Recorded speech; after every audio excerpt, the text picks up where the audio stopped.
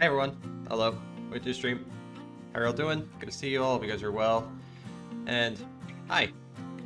I'm gonna actually be trying out like the original Burnout Paradise today and some more because I still have like the retail version like with me that I bought like about I think like 11 years ago because when I actually installed it, I think it did to connect it with EA Play because normally I think require like a disc to play it, but since thanks to EA Play, however, I think I can now just play the game like digitally, so it's already there.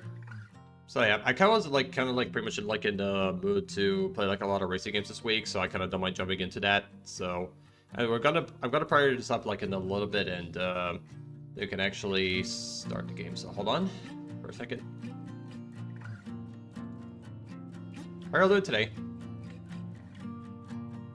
Great. Turn the game.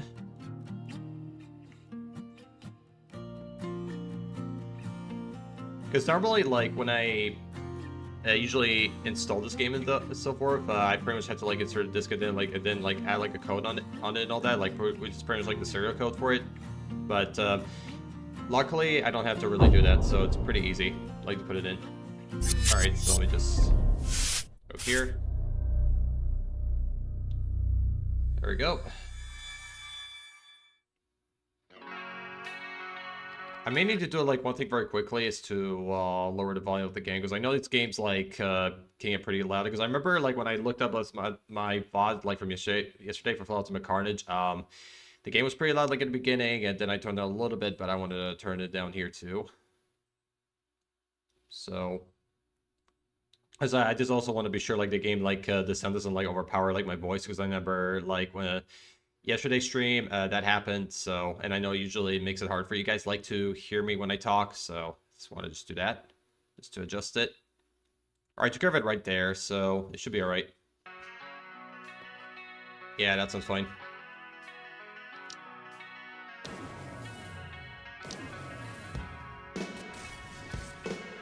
Burnout Paradise.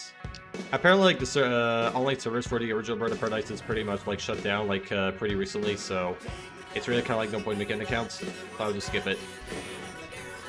They have like the online servers for like the remasters, which I played it on. I never played the online, but I did play the remastered on the Game Pass a while ago. And it looks kind of pretty much the same, but it does have like definitely like improved textures and everything.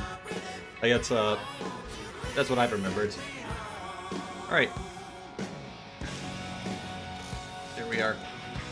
Yeah, I didn't really play like a lot of it, so we're starting out with like our first car. All right, the paints. Let's see. What do they have?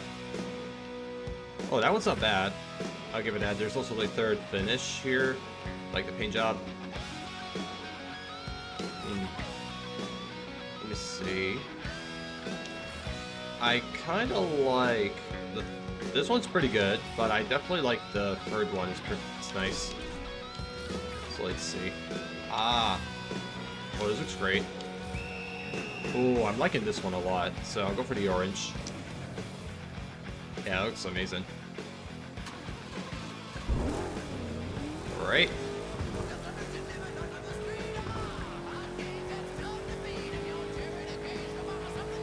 Let's start our race here. This is a burning route, so it's kind of like a burning lap type of race here. Alright. Let's start. Ready for a burning route? You are here. Race south to the Wildcats baseball stadium. Beat the target time to get a mark on your license and a special reward.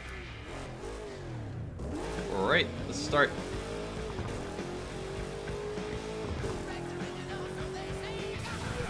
There we go.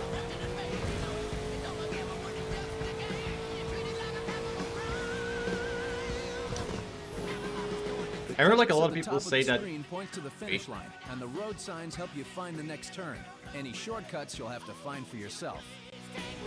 Alright. No, I was saying earlier that I've heard like some people say that the remaster is kind of like a little worse because of the bug issues and all that. But honestly, like I never really ran into it, so that's pretty fine for me.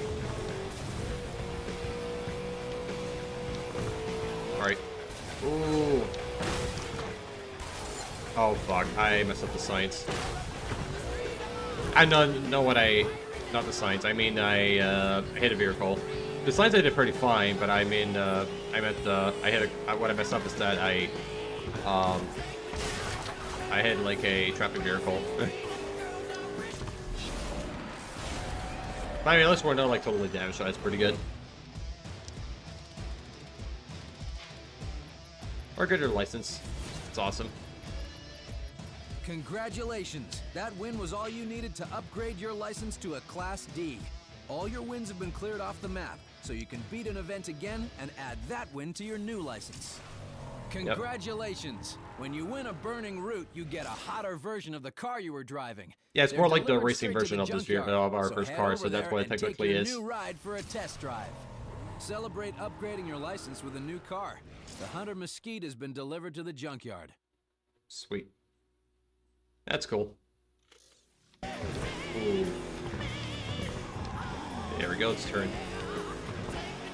Yeah, usually like with a controller, you do have to like pretty much like turn left and right to look back. So it is a little bit different, but it takes some time to get used to. Oh dear. Oh my god.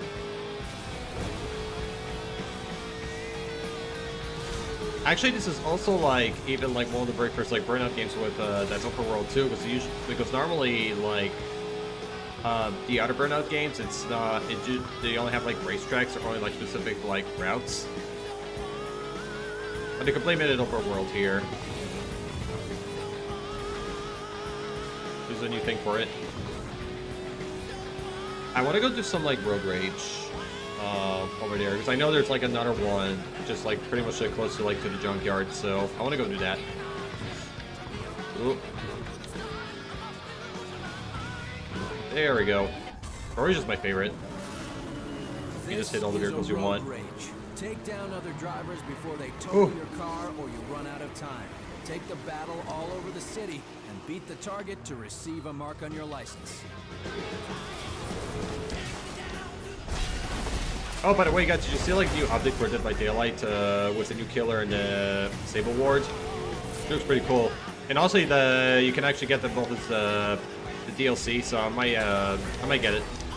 Know that, because also it's not too expensive either, so it's very cheap.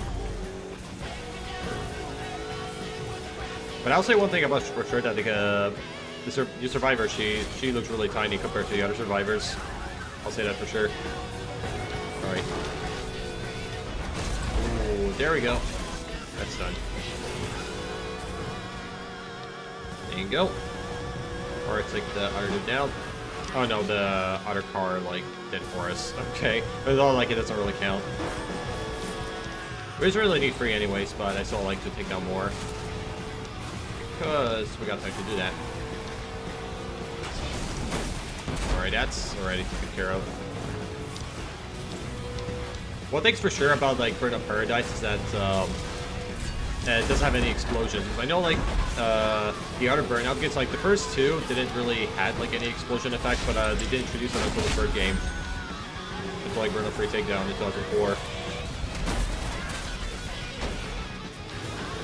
Oh my god. Ah! Come here. Where are you going?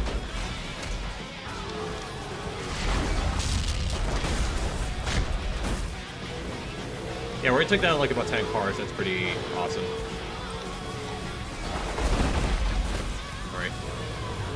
Alright, come on. Ooh, yeah.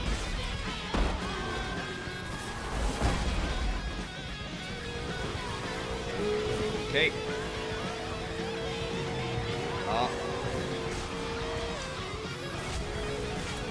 Yeah, honestly, I think when... Because I know during Road Rage, like, when you play that mode, you will... the more that you crash, like, the more damage your car will be. And I don't say if it counts, like, the same for, like, your cars here, because when I look at the others, like, they look kind of damaged, but I don't think it really applies, like, the one for the player. Because I know in race mode, like, it doesn't really count, but at Road Rage, though, when you... the more you crash, the lower your health gets. Alright, I can make it. Oh no, I wanted that pressure to the bus, but it didn't really happen. Hey, we win. Awesome. That is awesome. Yeah, I know, like, because normally, like, back when the online servers were so hot, but you could, I think, eventually, like, take a... You could use your webcam photo to take, like, a photo of yourself and all this, but since, like, the servers are dead, I don't think it really... They don't really have that anymore, but I know you could have actually done that.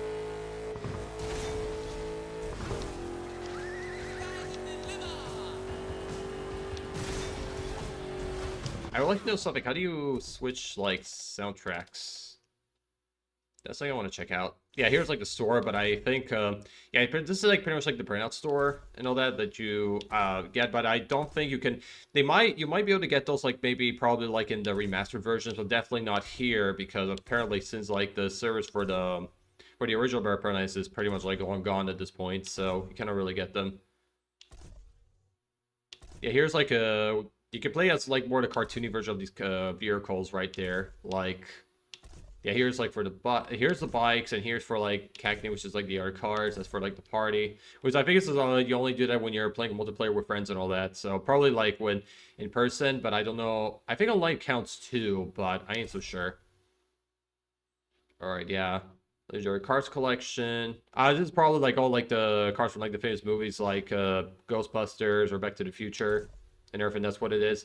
Time Savers pack is... I think it's a special kind of vehicle, so this is like all like the Toys edition. Which is like kind of like the mini cartoon versions of them. Oh yeah, I do want to check another thing too. Let's see, how do you change the soundtrack? Because I remember I was like playing around a bit with the controls, but I don't want to play something wrong. Okay. RB... Okay, so for controller, it's RB. Okay, that works. There's Alice in Chains. Hey, I-rolls here. To flat spin your car, Let's play some head for a aero beam. ramp at top speed, then hit the e-brake to spin off the edge. Oh yeah, I need to repair my car. Oh, that's just for boosting. Okay. I think we do have to head to the junkyard to probably get the new cars, because it's pretty much like the only thing that doesn't really appear in the map, so we probably have to go back there.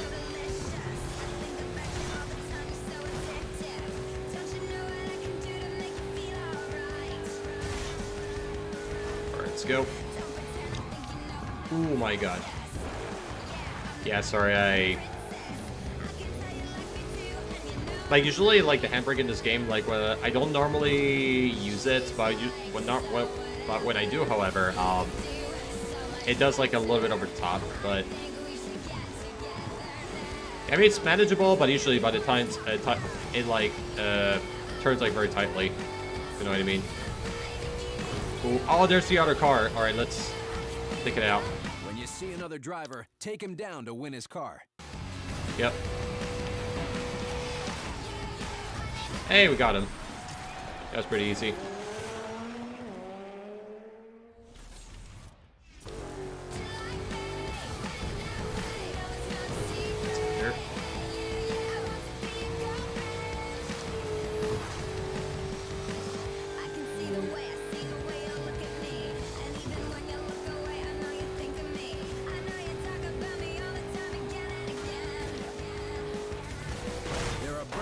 Oh my god. All over Paradise City.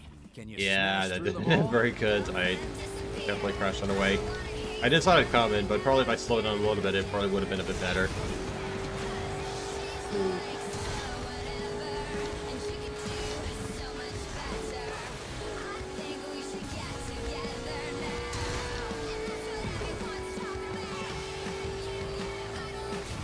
Alright, let's head this way. That was pretty much take us like to a straight line to the junkyard, so I'm gonna head there. Alright, honestly. Let's bullet boost. Cool. Oh my god. Oh, sorry about it. Fires your car. Ooh, dear. Alright.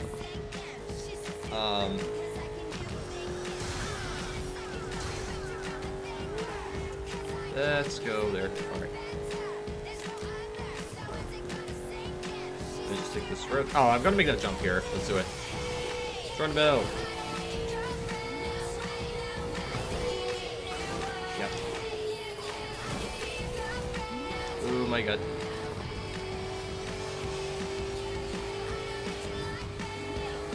Alright, let's check it out. I can actually... Although it's not really needed, but... When you feel like a fast color change, drive through a paint shop. But normally what this does right here is that if you cross through it, it will change the color of your job. But it doesn't really fix it, because I think you have to go to like an actual repair shop to fix your car, but... we got another look, Build up your collection of cars. Pretty then cool. Find a junkyard like this one to switch your ride. There are 5 junkyards to find in Paradise City. Alright, here's like some of the newer cars we're getting. This is kind of like the more, how you say, like the hotter version of it. It's actually like the sport version of the car. Here's the other.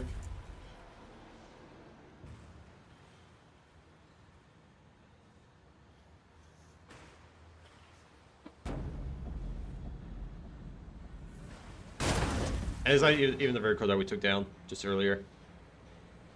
It's also ours. So I will try to compare like the performances, see like how each car is. So this one's got like good strength. This one's got this one has like way better strength. Like this one can ram vehicles like really easily. This is the same for that. Like it's got decent strength. And this is pretty much the same, but just like it's got like air strength by 1 point.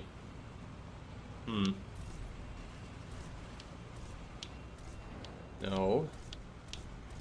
This one's got like a bit of better boost, so we could maybe eventually like drag this car. So I'll switch to this one. This is an aggression class car. Slamming and taking down other racers earns boost faster in this car, and you can use it at any time. Yeah, like as they say here, like I think like each vehicle's like kind of like used for different purposes. Like others like good for road rage, others are for like good for races or like stunts as well. When your car is falling apart, get to an auto. So it's good to find like the right instant vehicle for repair. each. Auto repairs are added to your map. Oh, for when you fuck's find sake, them. I hit the front. I'm a wonderful driver. Let me just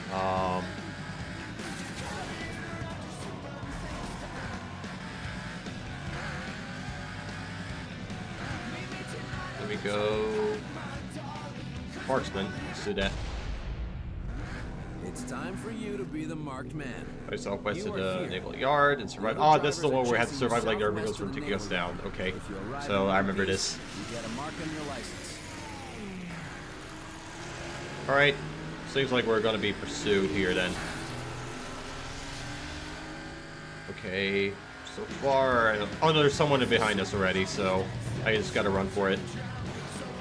Oh yeah, it's pretty much like these kind of like modified Dodge Chargers that are trying to pull us apart. I think you can take them down like the other vehicles, but usually I cannot really see it because it has like very fast, and also like they don't even like capture them when they crash down. But I still think it's possible. Yeah, it's still possible, so you can still do that. That's pretty good. Nope. Oh my god. Okay, I'm gonna jump here just to lose them. There's another jump there too, so I'm just gonna try to make that. Now, good thing I captured it, to be honest, because I know they were not. I was not gonna be in their sight for a little while, but it will eventually come back. Ooh.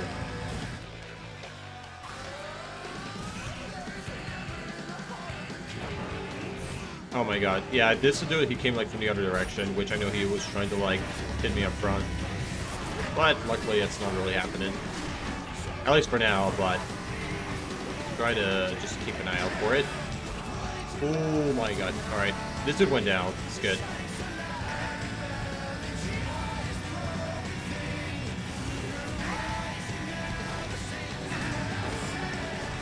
Come here. Alright, we actually made it. That's pretty nice. That's great. Yeah. Alright, we kind of survived this, so that's pretty sweet. But I think thanks to strength as well, that I think it would made it a bit easier to usually take out the other enemies. So, all right, can I actually get my car fixed right there? Ooh, let's do it. There we go. I think there's like an. I want to do that sign. Give me a second. All right, that's done. Now we go there. This is considered a race, but This is a race. it's no problem. We're still going to be fine. Race northwest to the wind farm. All right. Let's start this. I think this car, like in front of us, like the big one's gonna probably be like a special vehicle at some point, because we'll definitely have to like take it down later on too. Takedowns earn a chunk of boost when you're driving aggression cars, but you'll lose a chunk if you're taken down. All right. Let's. There we go. There we go.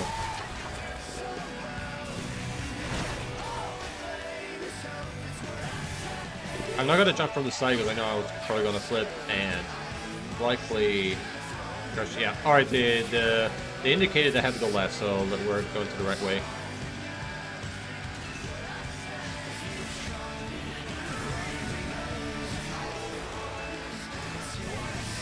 All right, here we go. Surprise, motherfucker. Surprise, Sophie. What's up? How are you? Hope you're having a good Tuesday. How's it going, my friend? All right.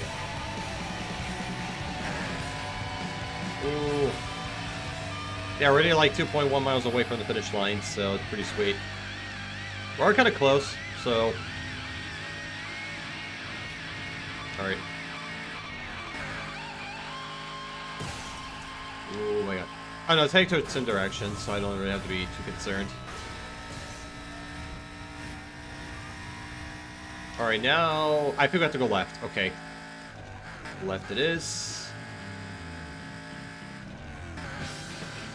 I think even like in the earlier Burnout games, like with civilian cars especially, that I think even the I think even with Burnout 2, that they do have like the tail lights, like the tail indicators of like which direction the cars will be heading towards to. Which is kind of like a pretty cool detail. Alright. Now we go here. Ooh. There we go.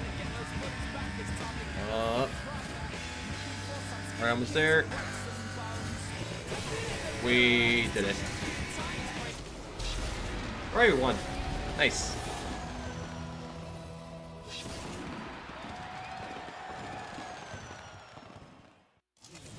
Great. The Hunter Vegas is now cruising around Paradise City. If you see it, shut it down to add it to your car collection. Alright, so that's gonna pretty much be the like next car we'll have to take down afterwards. Like, because I know like the other one that I was talking about earlier, we were probably gonna do it like probably later on, but I do have like a good guess that we might actually take it down at some point. So yeah. Not too good. Had an anxiety attack in college again, and the teacher made it worse, so it made me cry when I was hyperventilating and shaking already. I'm sorry to hear, Sophie. I do apologize about that. I do hope like you feel better, and I'm always here for you. So let me just give you some hugs. Right there. There we go. I love your way, Sophie. Yeah, I'm sorry you went through that. It's really definitely like having like anxiety issues, and also people like making it worse. It's like it's never something like to pull through. So, you're welcome. Yeah, you're welcome. No problem. You know I'm always here for you, and just sending love your way. I'm always here for you. Yeah, sorry, I was covering my face a little bit, but still want you to see it.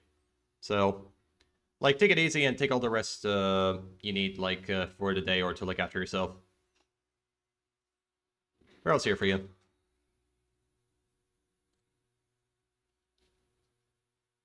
All right. Oh yeah, I also want to give another shout out as well. So hold on. There you are. A teacher had an attitude with me, so I told learning support, and they told me it was my fault. Well, that's shitty. It sucks. Yeah, like I always like hate when people do that. Hey, nice. There you go with the watch streaks. Nice one, Sophie. It's really amazing of you. With free, with actually a total of free. That's awesome. Nice. Oop, yeah. No, honestly, Sophie, I'm kind of like sorry you had like a teacher this way. Like you usually when you have like someone that's giving you like an attitude this way, like it always like it's always makes it like worse and so forth. Like you always have to like find people who can understand you and all that because like definitely with these kinds of people, like it's always like good, like they're not like great to spend time around with. So usually it's always good, like I know like they're like your teachers, and usually there's like not much you can really do, but I'm sure like you pull this through, and hope like things will get better for you, and you have like a support system that can actually help you out.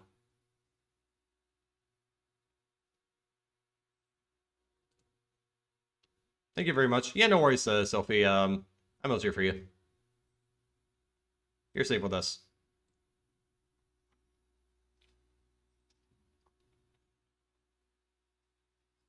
All right.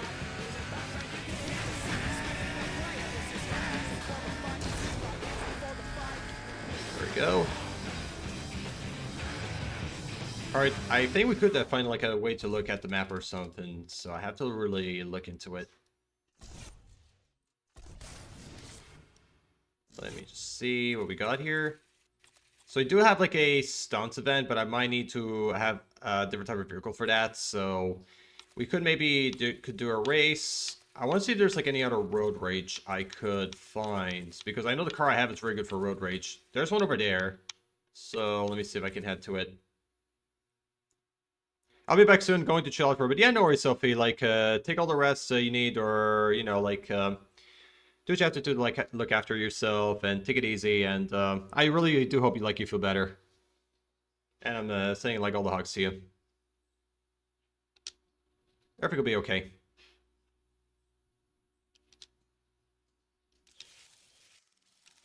Okay, apparently we cannot really, like, book like make like mark points to the race, so we probably have to go there ourselves.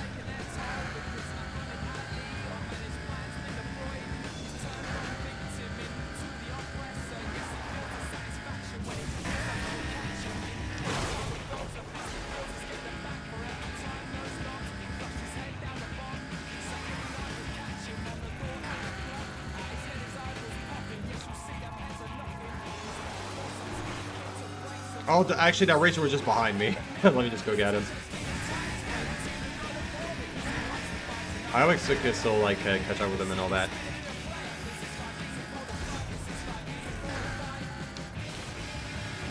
There you are. Come here.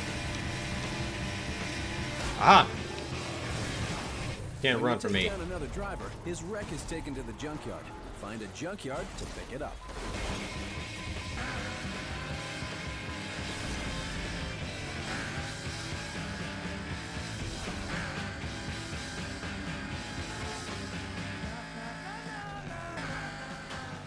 Oh my god.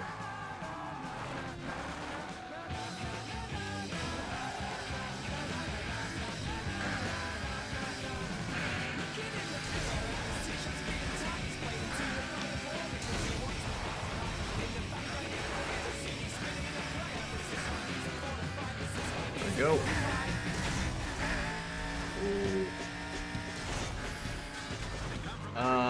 Oh my god, there's a sign, I want to get it. Oh crap, I nearly had it, but I missed it. That was so close.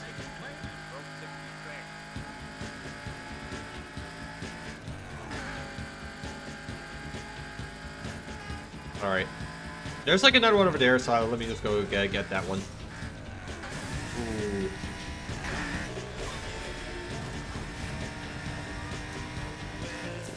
Yep.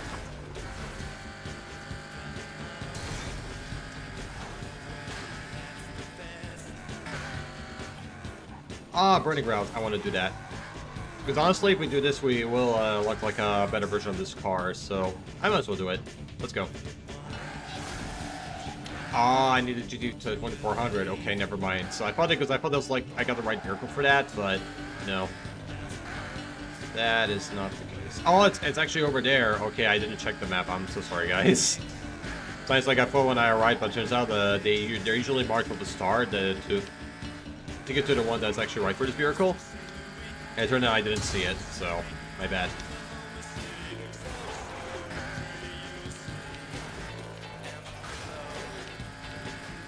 Ooh, right. Oh, there's actually another one here.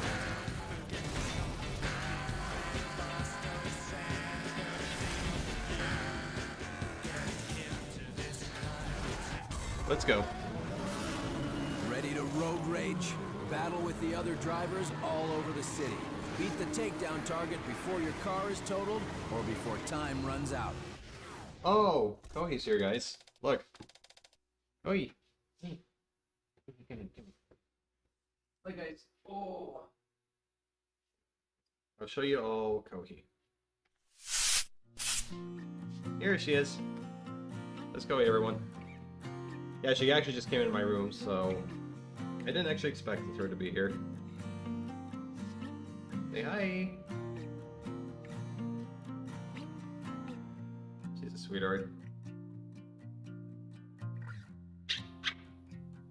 Love you so much, Mishi.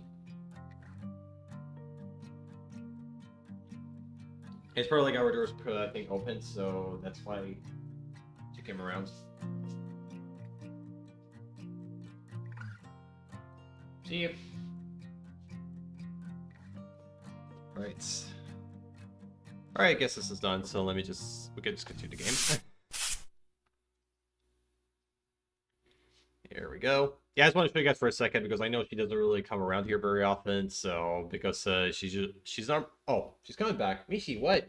Oh, no, Mishi, no, Mishi, no, don't step on my keyboard, don't step on my keyboard. Mishi, don't step on my keyboard, don't step on my keyboard. I know, Mishi. Hold on.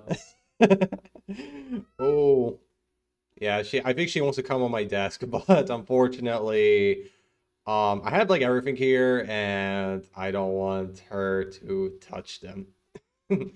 Sorry, Mishi, you kind of go there. Very shorty. Oh my god, that was pretty unexpected. Like, she came like zooming right here.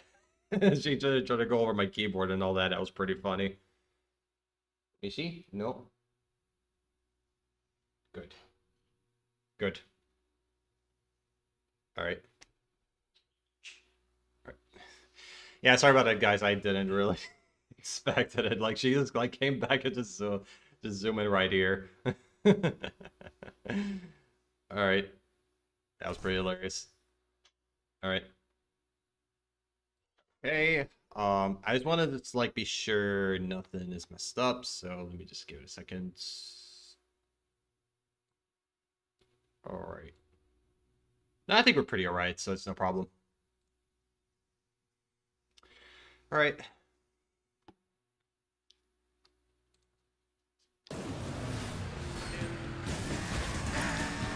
Alright, let's here we go. Oh crap, I fell off.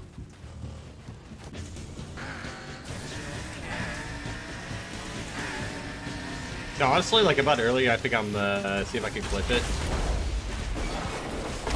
Airpin. So I'll be sure to do that out.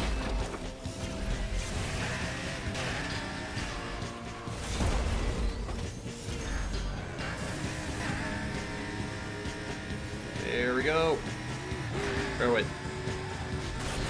Oh my god, like that dude like came like really quick.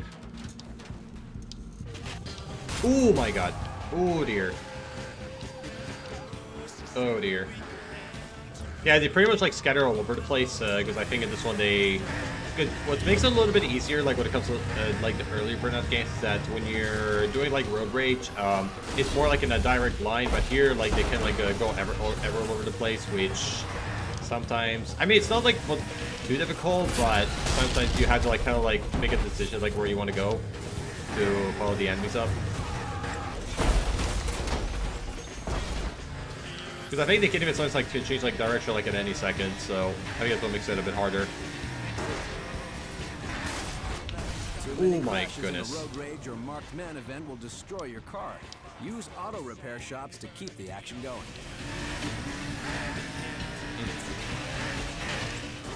Oh dear. There you go. Oh my goodness. E.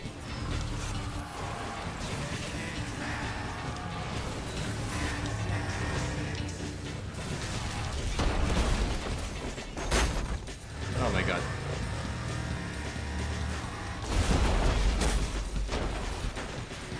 Alright, that's actually a lot of them.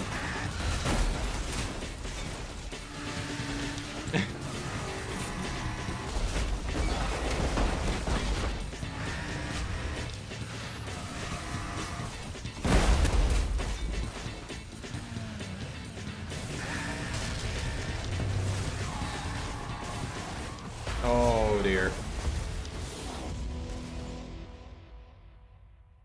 Oh my god. Oh, we actually won. That's pretty good. So, it's still like a win-win situation. Like, sure, like, I got wrecked, but I still, like, beat it regardless, so... We're done. This race, now we can...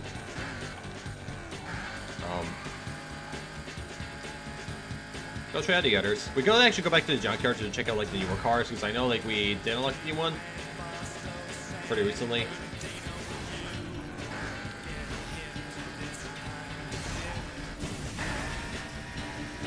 Geronimo! Super jump. Find the ramps marked with flashing lights. Ah. They're the best places in No, the no, no, city no. to Okay. pull off aerial Oh, that's stunts. pretty good. Sweet. Right.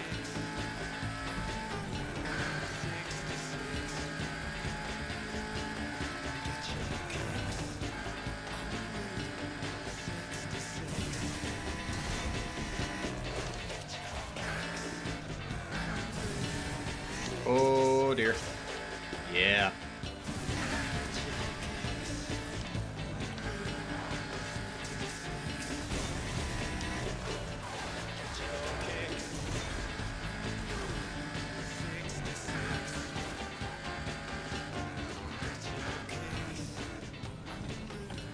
Oh no. There we go. This is a road rage, a takedown battle fought all over paradise. Beat the takedown target before time runs out or your car is totaled to receive a mark on your license. Here we go. More road rage. Folks. We're happy about it. Ooh. Yeah, it's our first car here.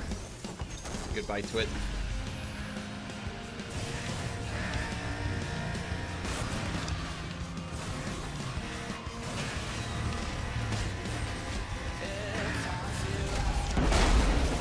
There we go.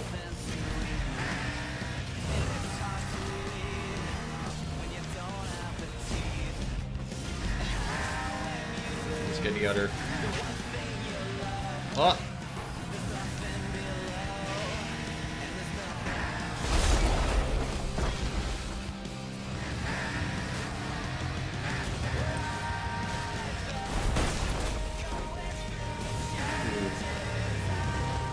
Oh, fuck's sake.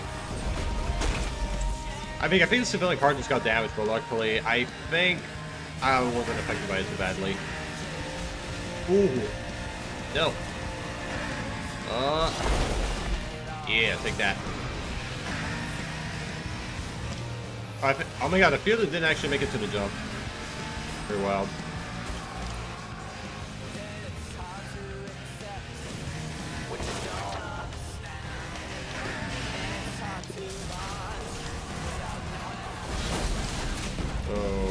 Okay.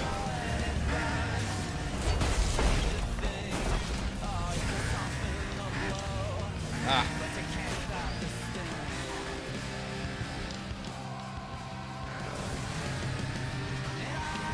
Oh dear.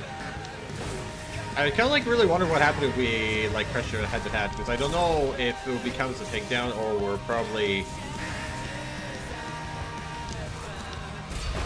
not get affected by it too much, or we might just crash, which I had to like find out how to do that, or like maybe it's just not possible, like one of the three. All right.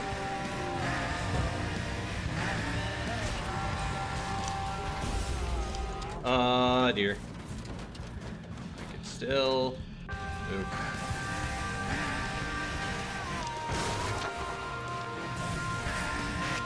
Ooh, okay.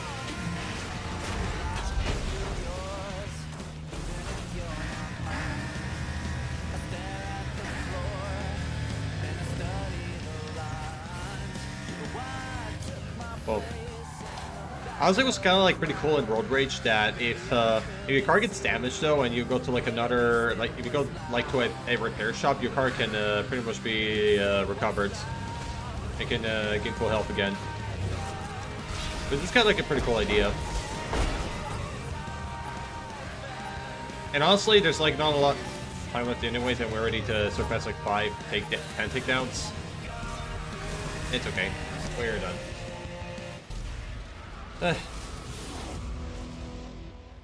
You score 50 takedowns and 5, so... Actually, the 2 more wins, we're probably gonna have our license upgrades Class C, so that's pretty awesome. The Pioneer is now on the streets of Paradise City. If you see it, shut it down to add it to your car collection. Yeah. Yeah, so we're actually collecting more cars. That's very nice. Alright, let's actually check like the new vehicles that we collected and see if what their strengths and weaknesses are. And we'll know from there. We already got like Vegas, but I have to see, maybe it's a stunt car or it might be like another aggressor car, I think.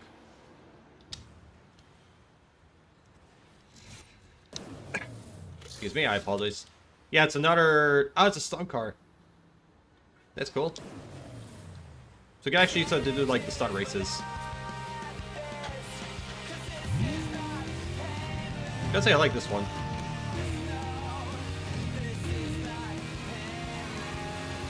It looks hot. Alright.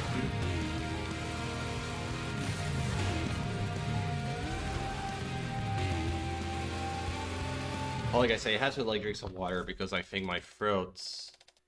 I don't know what's wrong with it, but I have to drink something to feel better.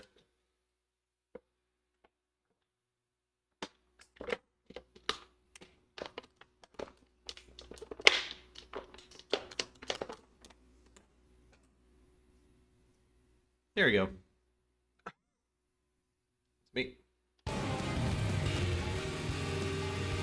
There's actually one sun race there. We could go. Oh, he's actually right there. The other racer. I'll take them out. That was like another card that could actually rip pretty well, so I think I might be able to take them out pretty easily. Maybe not the case for this one. Ah, oh, damn it. Kinda unfortunate. But just switch the music. The one that I like. Nielsen as well. My card's pretty cool. Man, I've listened to Since for like so many years. I used to listen to it a lot when I was like in elementary school, mostly. The Krieger Pioneer has been delivered to your junkyard.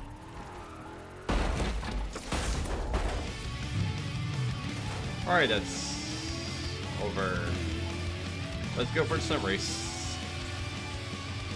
Alright.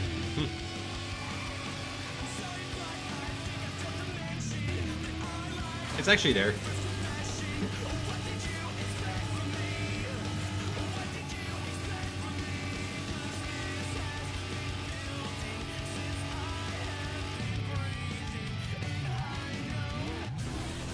Hey. Boost and drift between the best stunt locations in the city, pulling off outrageous. Yeah, I know like Johnson do like a lot of like scores most of the time. Like that, I remember I used to do like a lot of this here, but it can also do like other stuff like hitting the billboards. I think if it's, I know drifting counts, but because I don't really drift a lot in this game. Oh yeah, near miss is also like count too, I think. Ah, here we go.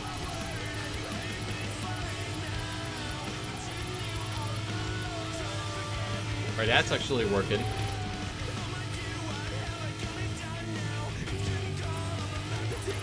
Oh my god, that was close. Yeah, I think usually the civilian truck can like react when you're going like to the opposite side and you're about to hit them. they can actually freak out.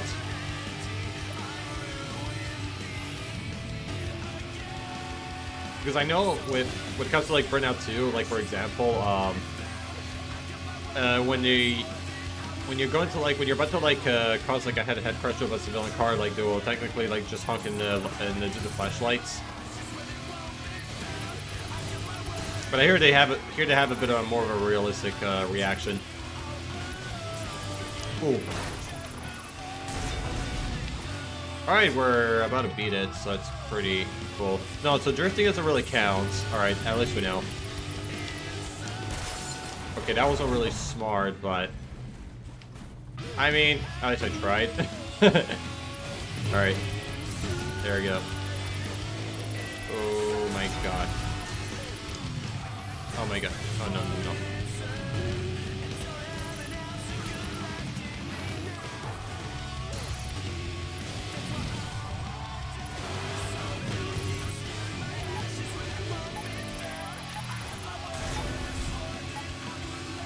Alright, that's already done.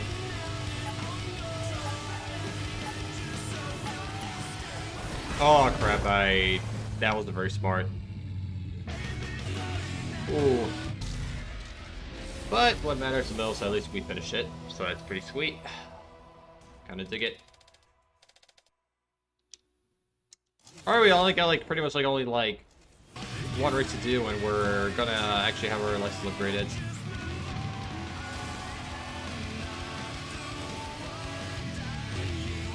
I would personally like to see like what other opinions I can do for this car, because I do think like the colors in this, but I also want to check out like what other like finishes they got for it.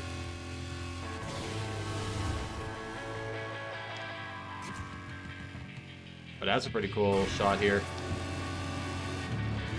Okay, switch the music. Some Garden, no. Oh, Sugar Cult is great. I love them. Oh, here we are. Oh, shit. Yikes. That wasn't great. I'm still alive. Holy crap. Yeah, you know what's kind of like surprising about this game? Sometimes like when you crash and you feel like you know your car's pretty much dead there, but sometimes actually your car can survive it still. Jumps, rolls, and spins to beat the target score inside the time limit. Alright. There we are.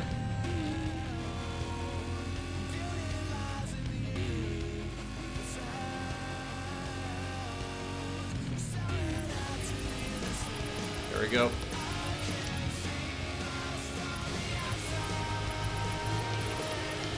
Carnival! Oh yeah, good thing I landed in a good spot. Alright.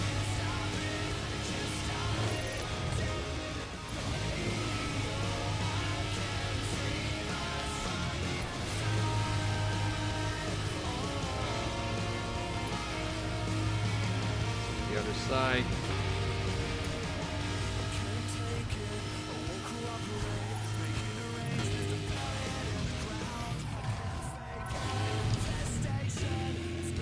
Alright, we're gonna score like about like 15,000 from here, or even like 16,000, since there's almost like a hit on 30 after it, so we're definitely at this point where you technically just beat it.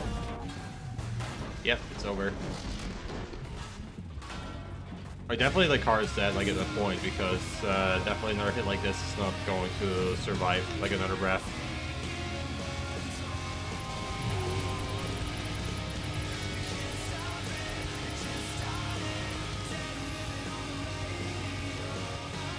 Oh. Oh my god.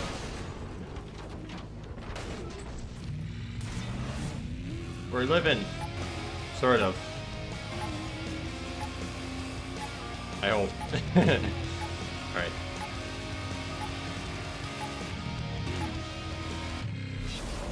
Hey.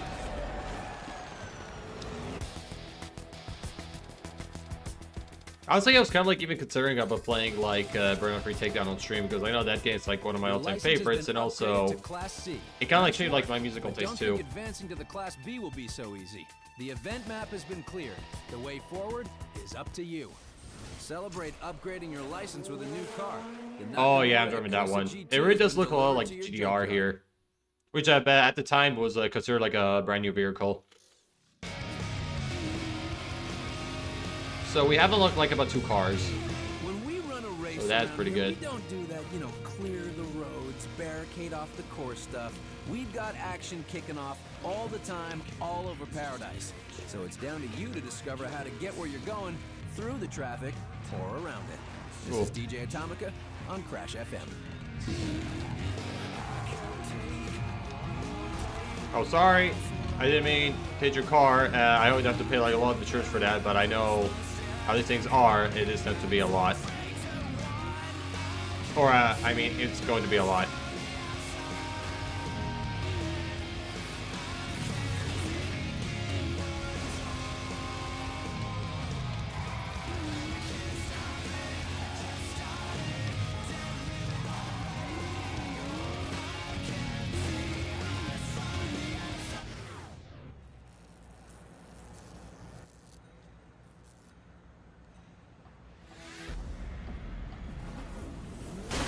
Hey, that's a new car. Yeah, it definitely like the taillights. It's a lot like the Nissan GTR. Like, because usually like with the Skylines, especially like they have like this kind of like double lights, across each other. It's definitely like a very iconic look, but definitely but this one, however, like the design of it more resembles like the Nissan GDR, and most.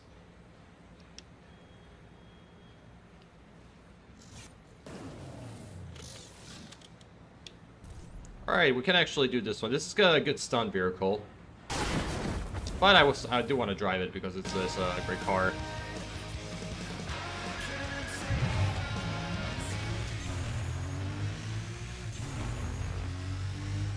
There was like another game as well that was kind of like very similar to Burnout called like Split Second. I remember like, because I remember like my laptop at the time, like it wasn't really like a gaming laptop, but I remember, I think me and my brother, we did try it out like I think at some point, and it was pretty alright. But again, like, you know, I didn't get like a whole lot experience of it and everything, and but it did have like a lot of similarities like to the Burnout games. Hi, Rebel. Hi, Twin. What's up? How are you? Good to see you, sister. How have you been today?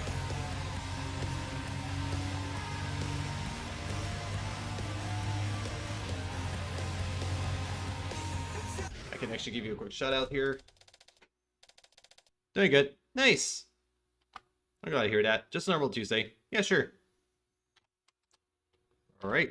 Yep. There you go. Another shouty outy. Ah, Max Payne. I know the game. Actually, I used to play like a lot of like Max Payne 2, like years back on the PS2 version. I remember we were close like to beating the game, but apparently I didn't have like it just finished for some reason, which I don't really remember. But I remember I was really close like to the ending of the game, and I think I was even about to complete it as well, and all that. I did play like a bit of Max Payne 1 a while back. Like, I think one of the days when I first got like my PS2, because we did definitely like rented it like in a video store, and I played like a couple of it. It was pretty cool as well. But definitely like the Max Payne that I really played a lot was Max Payne 2, and that one was like really the bomb for me.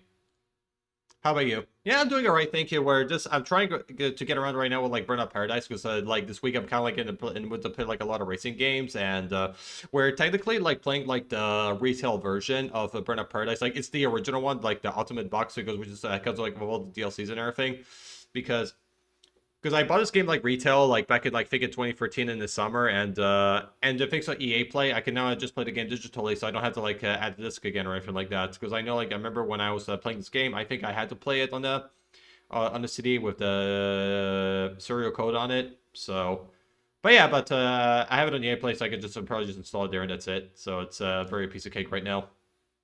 Max Payne is a fun time. Yeah, I definitely agree. It was really good. Yeah, this game is pretty neat. Everyone love it. Yeah, I definitely imagine.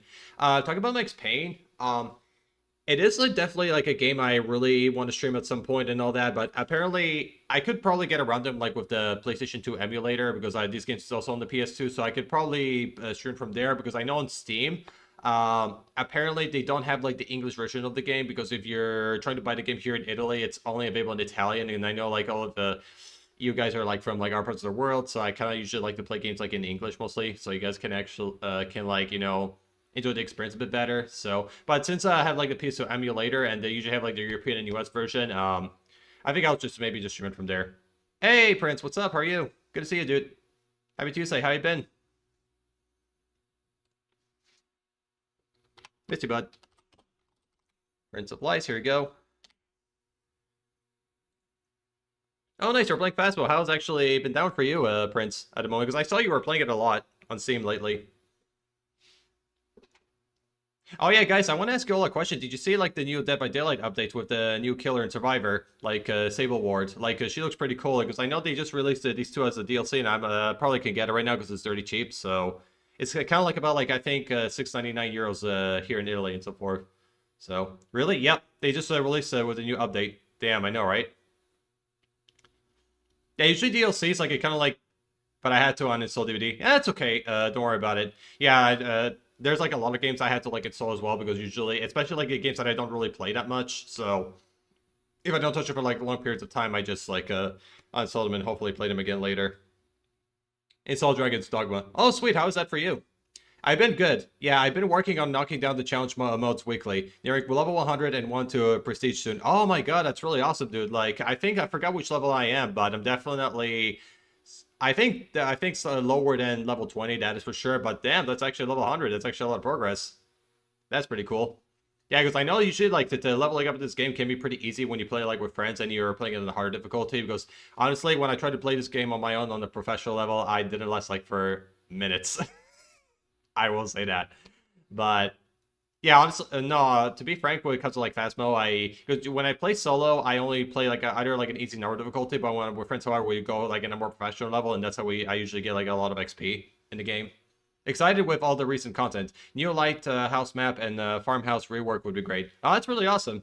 That's great. Yeah, I know, like, the developers behind Fastball, they do update the game a lot, which is, like, pretty cool. I know, like, even Demonologist is even, like, getting, like, new updates as well. Like, they've even added, like, a lot of, like, new maps in the game. I don't really know 100% sure, like, what other things they also added, like, in Demonologist, but I definitely, from what I've seen from, like, Alpha Stream, they've added like a lot of new maps lately, which I definitely have to try them out at some point. I've had my eyes on Demonologist and Forewarned, but I haven't tried either yet. That's fine. Now Demonologist is it's a lot like Phasmo, but it has like its own style. Like it has like a bit of a creepier vibe. I would say for sure about Demonologist is that it's a lot harder for one reason, because if you die in the game though, you don't actually like win any rewards. Like you don't gain like money or an XP from it. Like unlike Fast Mode, that even if you die or not, I think you can still get like money, especially like with 50% penalty on it. For like for being killed by the ghost hunt and all that. But or like I would say ghosts. But I know if Demonologist is a bit more punishing, because if you get killed once, you don't actually gain anything out of it, which is makes it like way harder. I also have been playing a lot of Sons of the Forest with my dad. Oh, nice. Yeah, I've heard like very nice things about Sons of the Forest. I need to try out the Forest because I've heard like so many good things about it, but I never played it. Like even like despite like how long it's been around the game itself. But no, I have friends who play that too, and it does look pretty nice. But I would like maybe to try out like maybe like the first game first, then I play Sons of the Forest, because maybe it will help me. Sorry, I hit my microphone. So maybe it will help me to like get to know the game a little bit better. But I mean, even I think if I played like the Sons of Forest first, maybe it won't be too bad. But usually, with video games, I always like to play like the first ones first, then I move on to the like sequels. So I think it's kind of like because I like to usually like do these things like pretty chronologically most of the time. So that's why he loves crafting games. So it's been fun doing survival stuff with him. Oh, that's pretty sweet. Yeah, I know. Like, I have a friend that ADHD. He's really into crafting games a lot, and he knows like how to do like a lot of these kind of crafting materials, or like even like the system in general, like the crafting systems in video games. So he's really like he knows everything about it. Like literally me, I'm not good at it at all. So that's the thing. Yeah, I didn't play the original either. I figured maybe mechanics would be clearer. I didn't want to have a huge learning curve. That's okay. No worries.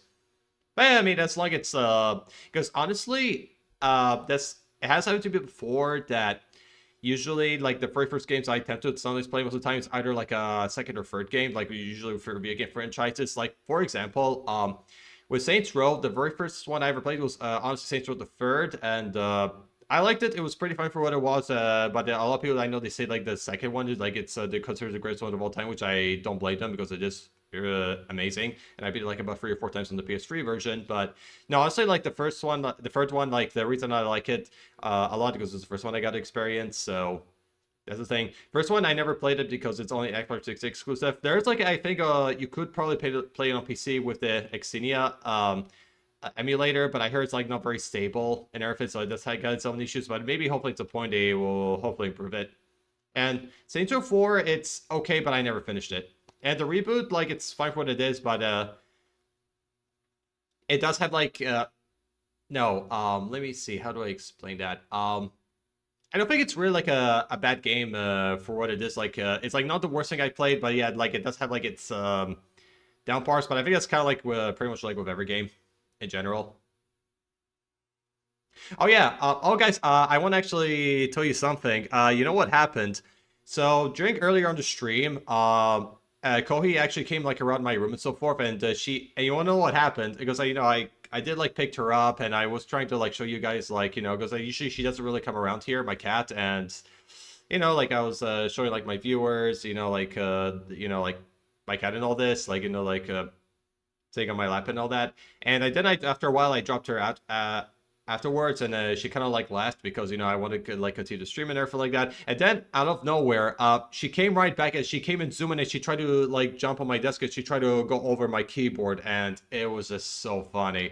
Like I was kind of like a little bit nervous for like one reason because my cat does this a lot, and each time she comes on my desk, she sometimes like leans on my keyboard and all this, and she presses like the other buttons, and I don't want this to mess up the stream, so it was pretty funny, but. It was even like a close call to be honest, and I think she kind of tried to hold on to like my mouse pad, and she was kind of like meowing as well because she didn't want to be like held onto. But apparently, I had to like take her and so forth, and I just let her go, and she went out. So, but it was very random. Yeah, I saw her. She wanted to join the stream. Yeah, I know. It was hilarious. I was kind of honestly like thinking about like clipping it because I did think it was pretty funny. Like she just like whoosh just came like that like.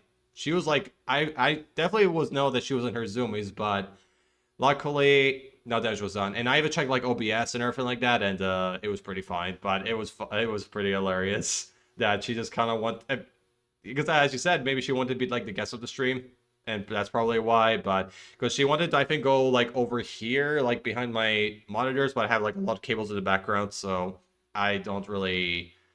Because I know usually when she goes behind the cables, like she kind of like sometimes like gets a bit tangled on it, and she could even like be pushing things around, so I didn't want to risk it, but it was pretty funny. Definitely like very clip worthy. I'm probably gonna maybe do that after stream, so because I'd say I have it like a kind of a while ago, so I'll never do that. Whenever I get on a Zoom meeting or start talking on the phone, my cat wants to be involved. Yeah, I know, right? Yeah. Like normally Koi usually comes around and because one thing to mention as well that I've even like moved my desk like to the other side and including like even my bed is still there, but definitely like my desk is here right now, like the other side of my room because now like someone's gonna be mine because my bird just moved upstairs, and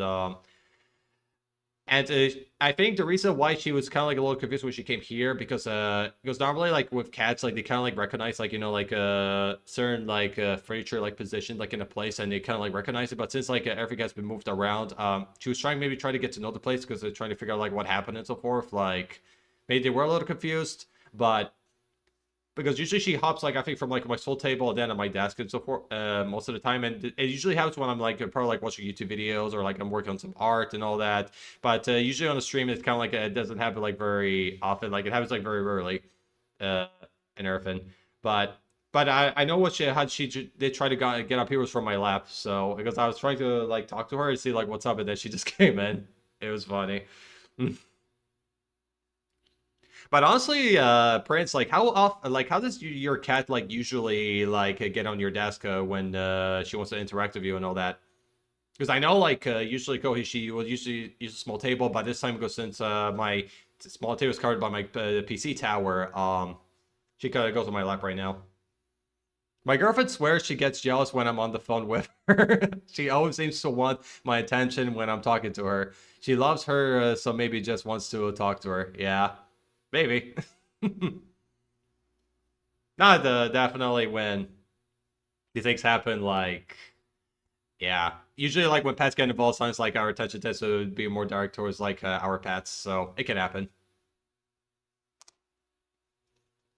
But yeah, also, Prince, I want to ask you a question. Like, what is, like, your cat breed, though? Out of curiosity. Because I think, like, Kohi, she's, I think, not a Turkish, but she's a cat that has, like, black, white, and orange fur. So she's more this type. I have an L-shaped hutch-style desk, and she walks back and forth to side and gets right in my face when I'm talking. Ah, I see. Yeah. No, honestly, I hear like very positive things about like these L desks because they usually you have like more like more space like to place like your items and everything.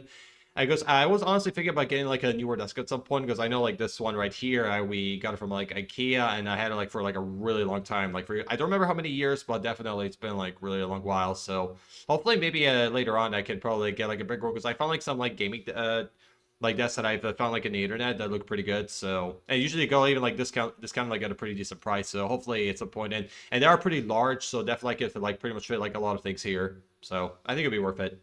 She's a pretty tabby cat named Valley. I adopted her last year, and she's supposedly around 8 years old. Oh, that's pretty sweet.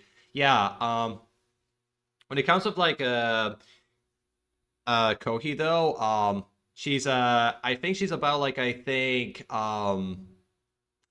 1 or 2 years old. I think she's about yeah, I think she's about like 2 years old right now. So this year, so she's kind of like a pretty young cat, and she has like a mixture of like fur because she's kind of like she has a bit like some like tabby patterns on it, like the more like the orange tabbies and everything. Because I know like she also had like a brother that was like an orange tabby cat with her because we did have like two cats like for a little while. Like it was uh her brother was named Duplo, which was named I think after like a snack and all that. And Kohi we named her because it means like coffee in Japanese. But apparently Kohi's still like with us right until now. But apparently what happened to her brother Duplo that he kind of passed away because of failing coronavirus, and apparently he got sick and we had to put him down because when he retreated sickness, I think he wasn't like moving around, and also like it was like kind of like negatively impacting like his growth.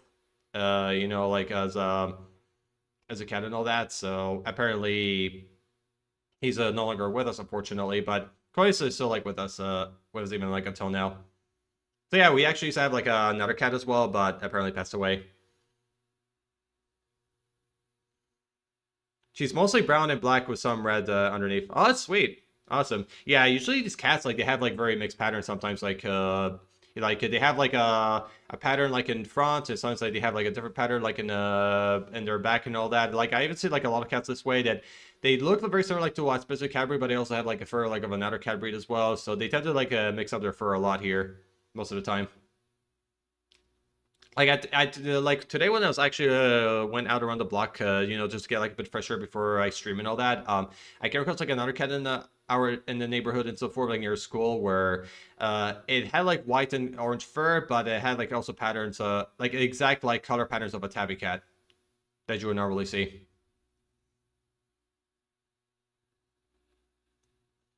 But yeah, Prince, I also have a question. How did you came up with the for your cat's name and everything?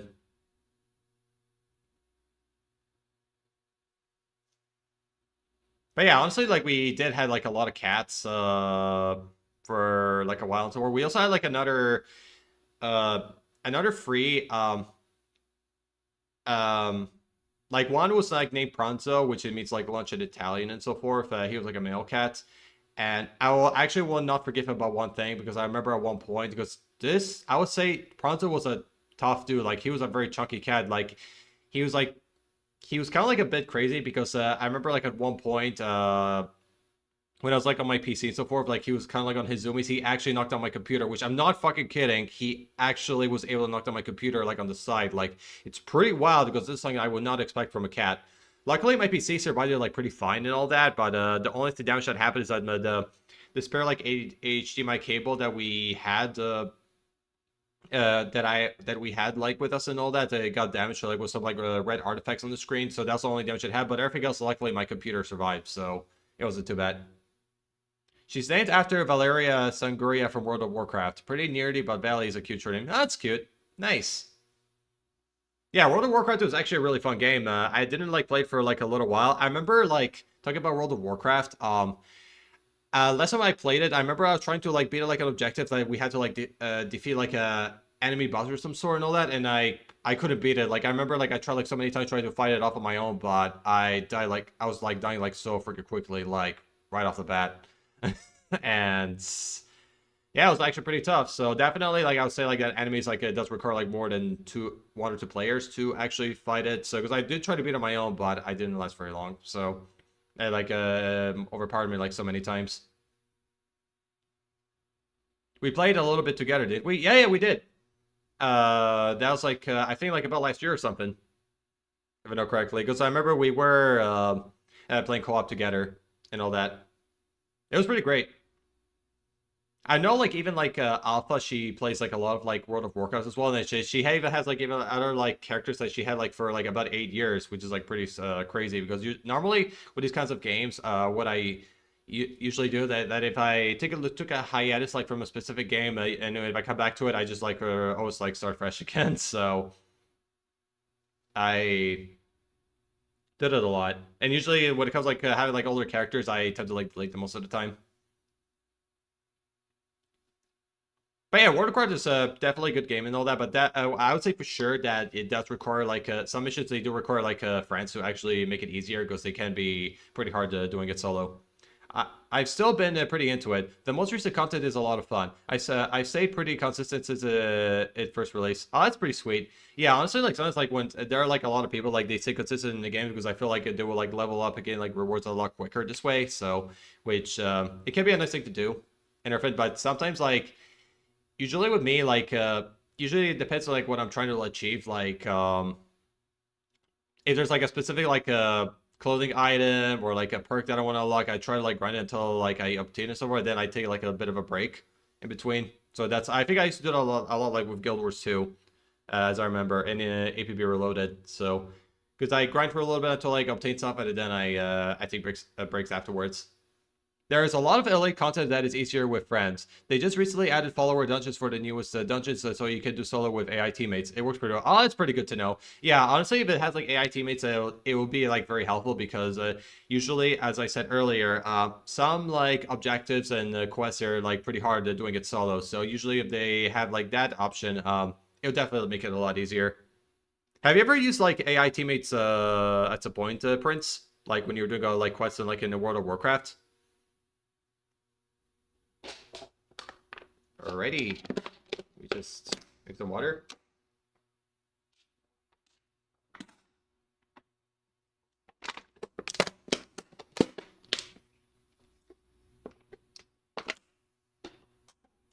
Alright, it's better.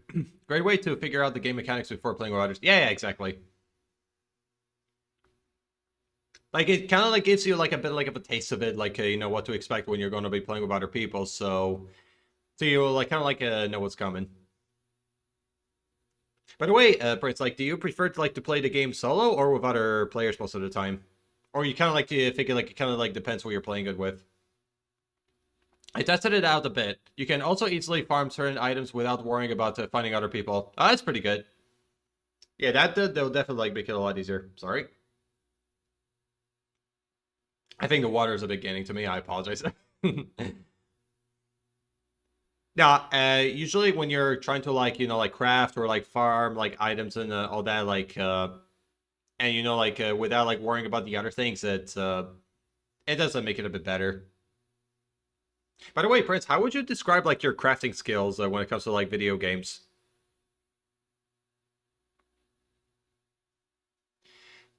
Because normally, like when it comes to like me, I think it kind of like really depends on the how the game is like how usually the crafting system is done. Because honestly, like there's some like games like it does make it harder for me to like to figure it out. But I'll say like the one that's been the easiest for me in my opinion was 7 Days to Die because honestly like usually like the whole like crafting system was pretty a bit straightforward. So this is why I have a bit easier time playing the game for that reason. So I think I feel like it kind of like maybe kind of like depends on for me at least how they're done. I love solo questing, but I think I've grown to enjoy playing with others more and more. Just makes the experience more engaging. Yeah, I imagine. I totally get what you mean. No, honestly, when you're like with the right people, like it's always like a better experience. So like with any game, like if you have like the right people to play and so forth, and they make the experience like like really good, very positive as well. Like it does make it very enjoyable. To be honest, I hate crafting.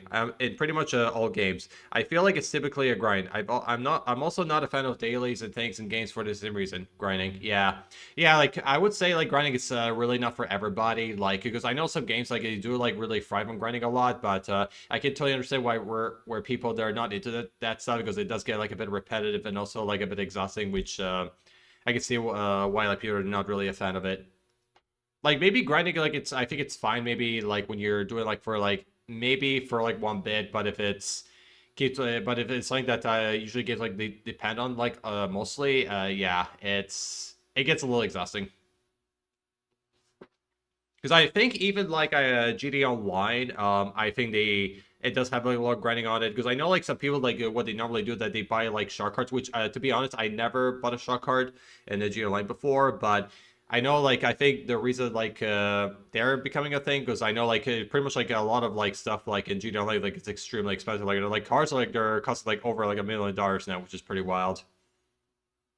But yeah, most of the time when I used to play Junior Online, I was mainly like grinding it so forth. I never bought like a shark card on that, so pretty much like I pretty much like worked for it in a sense. I to get like all the things that I needed. Like honestly, like a lot of like people have like against like shark cards like most of the time, but honestly, because of me, like I don't really. Again, I never like used them before, but I think it's because obviously it's more like up to the individual if they want to use it or not. But if they bought it, I don't care. But I just don't really have a really strong need, honestly. There are a lot of interesting looking games that are crafts or survival based that I would love to play, but I just can't do it. The big reason I'm playing Sons of the Forest with my dad is because he loves those types of games and he's been helping me figure it out. That's really sweet. Yeah, it's what's actually really great for sure that you have like someone that can that's like very experienced and they help you like guide through like about how like the system works like all like the crafting and such. It does really like come in handy in the long run. So it's good yeah you have your dad like it to help you out with it. I think like the only person that I have in mind that can help me out with this kind of thing is like ADHD, which is my new mod right now because he does play like a lot of crafting games and he's usually the one that helps me out with a few stuff like here and there with them. So he's like kind of like the dude I can pretty much count on when it comes to that because honestly, me with crafting, I don't know anything like all this stuff. I cannot figure out on my own. Like it's like one of these things that it's there, but when I try to do it, like I don't know what I'm doing. So that's kind of like the only issue I have, like like with the crafting in general. Like I do have like a little bit of that practice with Stardew Valley, like because I know that you also craft a lot in that game, and some it's manageable, but others, yeah, like sometimes you have to like find like specific items like in more like specific places in order to obtain and help you like to craft the stuff that you need, and yeah, it can be like definitely take like a lot of time to find them. Plus, we're both staying blind, and it's fun to figure out together. Yeah, that's actually what makes it cool. Like, I'll say like sounds like experience like when there's someone like they're not like like familiar or they've that's they're like playing a game or visiting a place they never did before and so it's like when you're trying to like figure out together or like explore together it can be like a pretty nice. Last night every time I turned around he had a new weapon or a tool made and I had to have him teach me how to make them. Oh, that's sweet. Awesome. Do you know what kind of weapon it was that you guys were making? Yeah, because I know like usually with the basic weapons they tend to be a bit easier to craft because usually the items required for it it's not like too demanding. But when it comes to, like more powerful weapons, yeah, they will require like I think like more rare items to craft them and so forth. But I know like I don't think Skyrim has that. I think it does, but I don't really remember. But there's a games that have this system for sure. But also he had a bow and arrows before I even knew repair tools armors. Ah, it's nice. Yeah, definitely when it comes to like bow and arrows, like I don't really like use it very often because I'm more like a sword firearm type of player, but usually when it comes to like arrows though, I don't use them a lot, but sometimes like when I have like the right moment or the chance, or there's like or I can actually strike an enemy like at a distance, like with an arrow just fine. I just like give it a shot, because honestly the closest thing I did like that is more like with the Tomb Raider reboots and the Far Cry 5, because I know they have like uh, bows and arrows as a weapon. And so with actually Tomb Raider, it's been pretty fun. But with Far Cry 5, it's pretty fine. Like I can get around pretty easily, but they're definitely like these ones I don't use very often. So I'll say that. I'm pretty lost generally. Yeah, I don't blame you. I tend to get like a lost like all the time. Trust me. I'm decent at building the housing, but the tools I'm struggling to figure out recipes. Yeah, yeah. Some of these recipes can be pretty tricky too.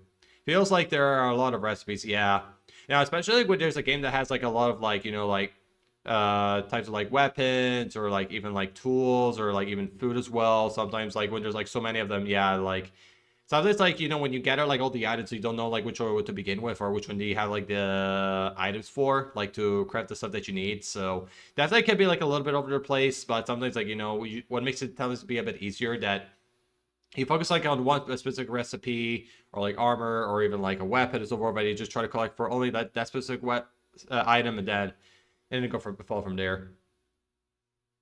But yeah, usually when there's like a lot of variety of them, it can be a little difficult. Like, which items so far have you had like the easiest time to craft, Prince? If you have any.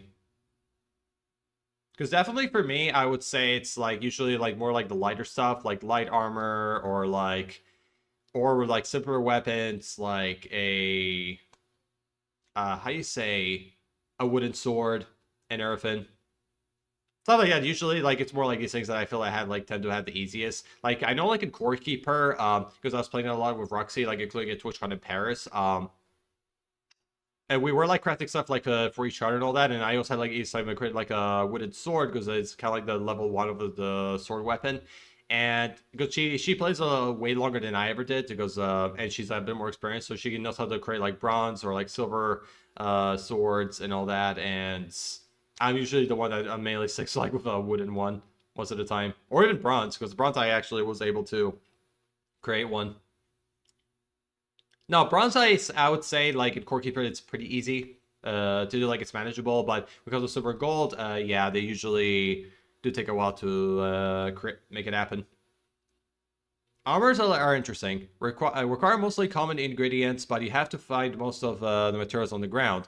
Bow and arrow is fairly easy, but there are different types of arrows that get a little complicated. Yeah, I definitely mentioned. Yeah, because honestly, like, because like the arrows, however, I think even like some games have that, like I think even Tomb Raider, where they have like a different types of arrows. Like I think they have like an explosive arrow, they have like a flamed arrow as well, and a normal one. So yeah, usually like when you're trying to like collect like other items, like for example like arrows and all that, sometimes like they have like other options, or probably they only have like those that are only like for those specific like arrows and all that. So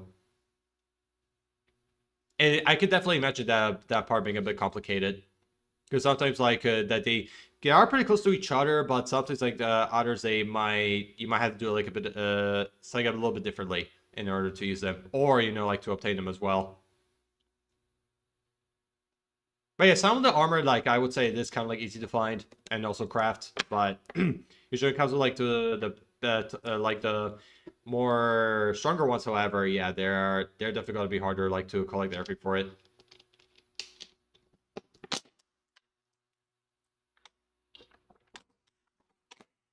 Just hydrating. That's all I'm doing.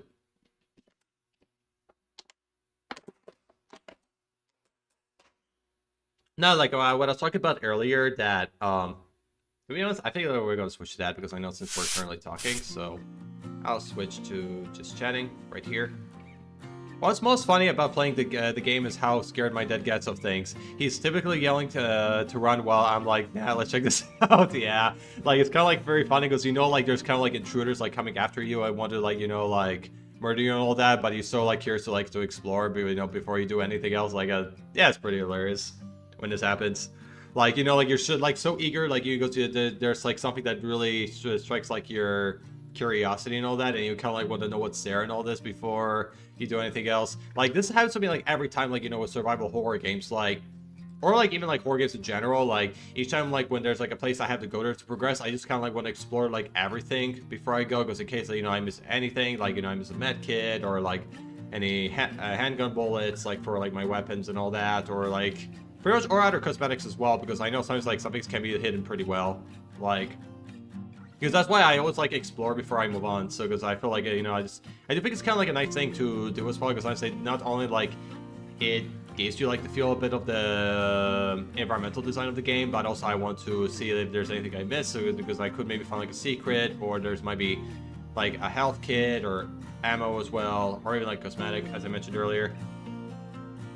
My mom is totally the opposite. When she plays a game, she's always taking risks, finding how different they react. Yeah, I know, alright?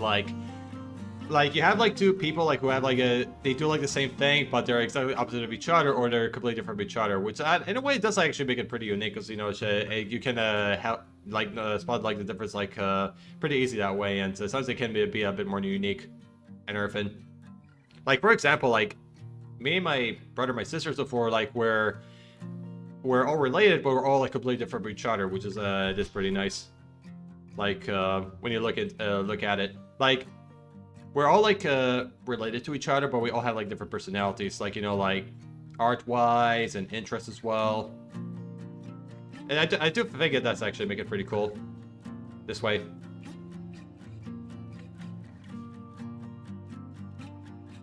But yeah, Prince, what I want to ask, I wanted to ask a question, but I guess sometimes, like, you know, when there's something I want to ask, I tend to forget mostly, or I just go blank most of the time.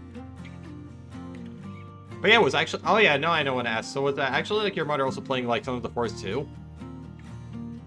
Mom loves the horror games and movies, and dad is all situation RPGs. Yeah, that's pretty awesome. It's good to know. Yeah, honestly, like when it comes with like, I definitely like horror games a lot, and the simulation games are also like pretty good in support. Like I definitely like, I was playing like a lot of, no wait, let me find the right words. Yeah, another like simulation game I've been playing is called Session Skate Sim, which is like a skating simulator. And if I was playing around that, it was actually pretty fun. It's definitely like a lot more realistic, like compared like to Tony Hawk, because I know like Tony Hawk is a bit more arcadey in a sense, but with kinds of like Session, however, you have to like pretty much use the analog sticks like to actually get the tricks right, or to pull out some tricks. Which definitely makes it like a little bit more advanced.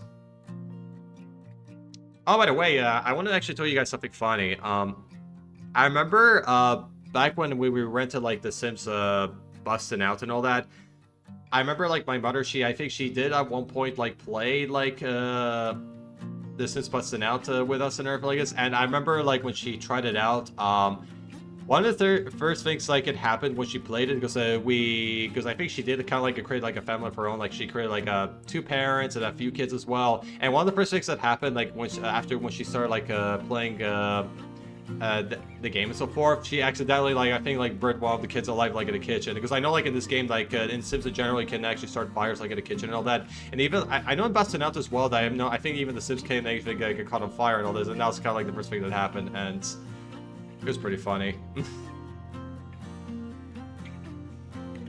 Now, she's never played. She doesn't play many games unless I show her something. She likes VR games a lot, but those are usually pretty easy to get into. She likes horror and rhythm games in VR. Oh, that's pretty cool. Nice. Yeah, by the way, what other, like, horror VR games do you own, Prince? Oh, she likes bowling and tennis on the Switch too. Ah, that's awesome. Sweet. Yeah, bowling is pretty cool. Like, last time I played bowling was, like, about, like, a year ago when I was out, like, with, and my brother's sister, and also, like, with his girlfriend from, like, the United States and all that, and, we went to, like, actually went to, like, a arcade place, like, in, like, another city, that's a couple, like, minutes away from where we live and all that, and we also played bowling together, and it was great. Because I haven't played bowling, like, for, like, a really long time, because, like, I think the last time I played bowling, I think it was, like, at a friend's birthday party, like, back in Lebanon, so far, because he invited me, like, to a country club to celebrate for his birthday, and we were playing bowling from there. It was pretty cool.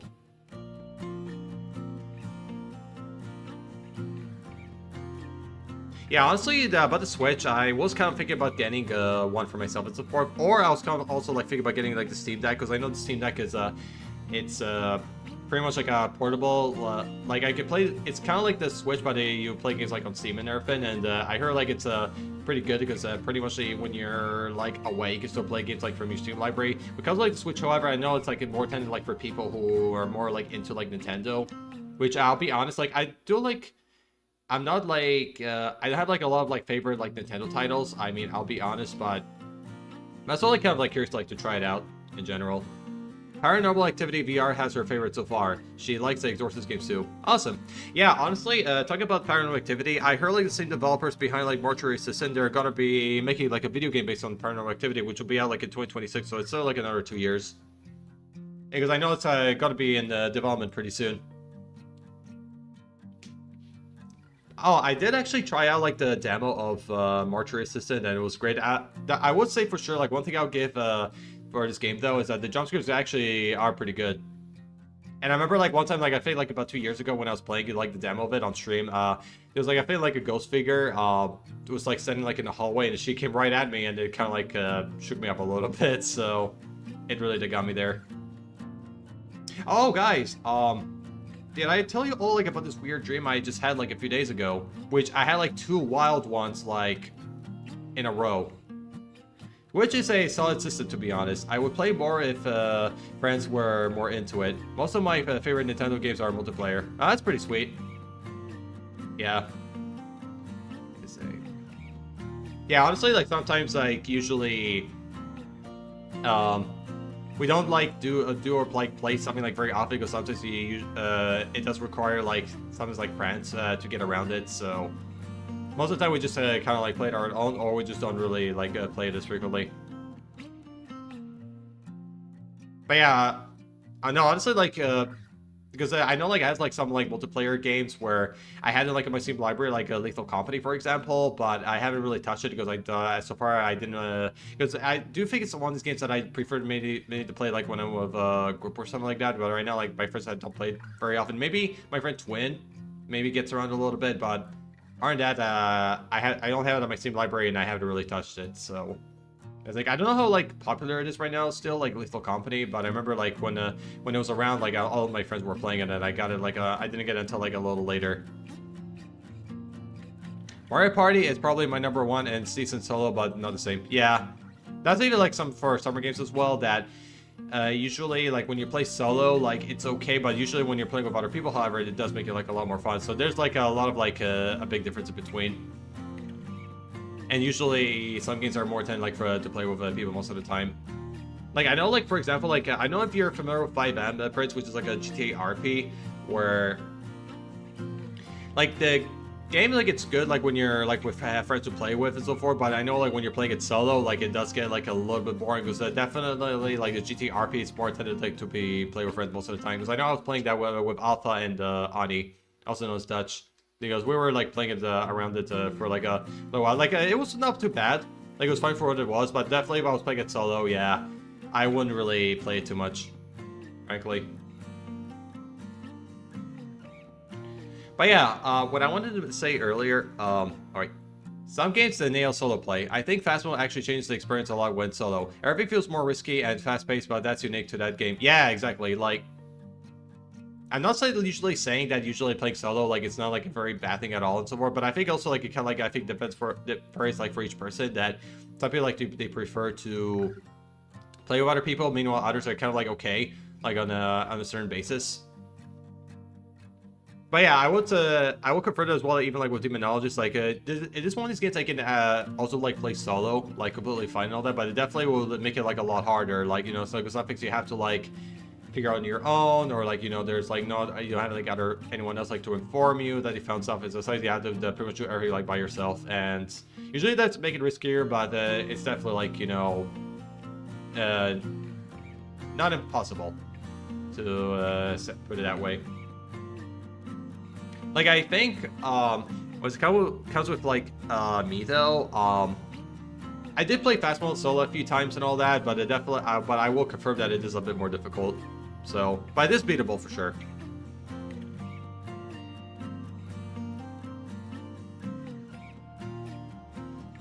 right. Oh, actually, I want to say another thing too. I kind of forgot to mention that. If you're familiar with a game called Devour, Prince, I remember I was playing that game solo one time, and I will be honest with you, I was fucking getting goosebumps, you know, playing that game. And even like Labyrinth as well, like that's another game that's kind of similar, like to Phasmo, and also like these are like multiplayer horror games. When I played them solo, like that game and also Devour, I was getting a lot of goosebumps, you know, like dealing with these items on my own, because I feel like when you play solo, it does make the game a lot more scarier too.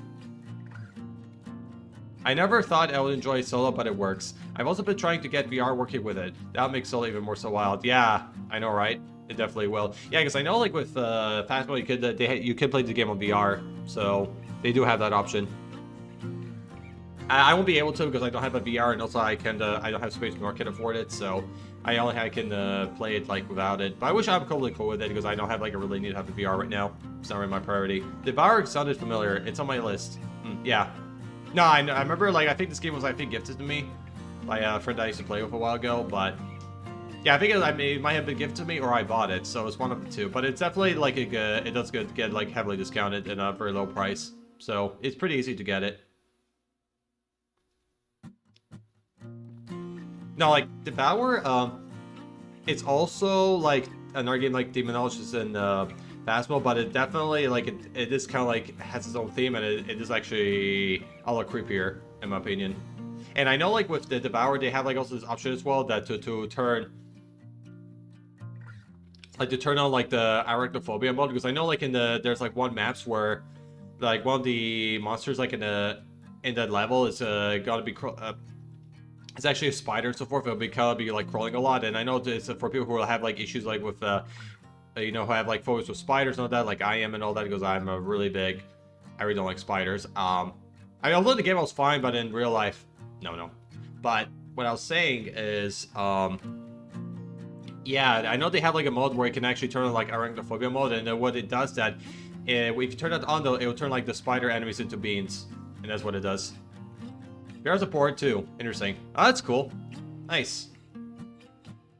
Yeah, usually a lot of these games, they also come with VR support, which is not too surprising, because I think it's kind of like becoming a lot more common now to add them as well into the game, to implement them. By the way, Prince, how often do you actually play on VR? Like, is it something that you play like very frequently, or like not as often?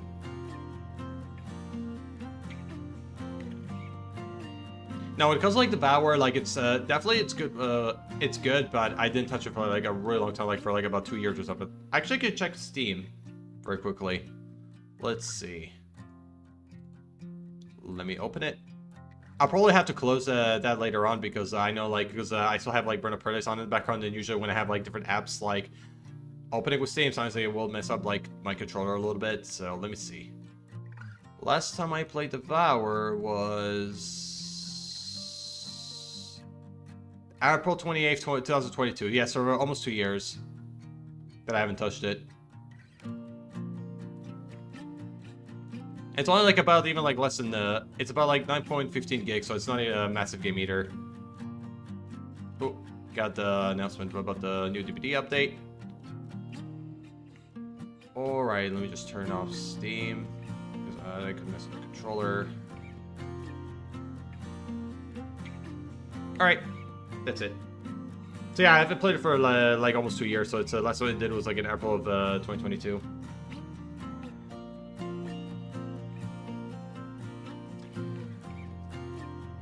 I used to play quite often when I first got my Vive headset, then lost Steam a couple of years. I just recently got the Quest free to play walkabout mini golf with friends, so I've been getting into some new games as well. That's cool. Nice. Yeah, usually when there's something that when we first actually got it, we'll tend to like use it a lot, but sometimes like we do have to like, you know, take a bit of hiatus from them, because sometimes like to have like help ours like to regenerate sometimes, because sometimes like, when you're using or like doing something like a bit like way too much new shit, sometimes it's you definitely need a break from it, and you come back like when you feel a bit refreshed again. But yeah. Oh, by the way, Prince, did you see like the new goggles that actually, I think it was either Google or Apple have been releasing them, but I know like the people they start to like usually like wear them right now, and they're like using them like even like outside and everything, and they kind of like have like a can interact like with a interface that kind of like moves around. Because I noticed that like it's been like a going on thing and everything. I think it's either made by Google or Apple. It's definitely one of the two, but I know like they're becoming like used a lot more right now. What is actually your take on them, Prince? Most VR games are pretty shallow. Shooting simulators are just way too short. Yeah. Yeah, I've heard about that as well, that I heard some games are like pretty short as well, like they're not extremely long. Or like as you said, a bit shallow, and also like they're kind of like a bit more simplified sometimes. Like I saw like some games, like VR games that I think they're okay for what they are, but again, I never really played them, so I don't have like a full opinion about them. So I can't really say like a whole lot for myself. Maybe at some point I'll try it, but maybe when there's like a chance, maybe like in a convention or something, maybe I could give it a go. Because I know like they do have like VRs like a lot like in conventions or like even the arcades. Because I think even arcades had them too. Because I remember when I was like in the mall with my friend like a couple of weekends back, we did pass by like an arcade, and there were like even like some kids like using the VRs over there. So maybe I could probably maybe try it from there at some point. Apple Vision. Yeah, Apple Vision. That's the one I was talking about. Because I also think it was Google, too, because I felt like maybe they were connected. But, yeah, Apple Vision. That's the one. Sign of the future for sure. Everyone will be wearing them eventually. Yeah. I even see, like, even as well, like, some people even wearing them, like, during, like, even, like, in their marriage and all that. And I don't know, like, why they did. Honestly, like, if I was, like, in a marriage, or like, you know, I was getting married to like to my future wife and all that, I would not wear them at all. Like, you know, I just kind of like want to be in the moment. Some computer stores have them here in the States. That was my first experience. Oh, that's sweet. Yeah, so far I didn't really see like any of those here, but I know it's been going around a lot on the internet. And I think even like Mudahar also knows some ordinary gamers team, and they covered a video about it too, because I think he even tried them out for himself. But I didn't watch it. I heard one of the commercial shows a dad wearing one while interacting with his kids. Like, yeah. Like, some things, like, you just don't know how to feel about it.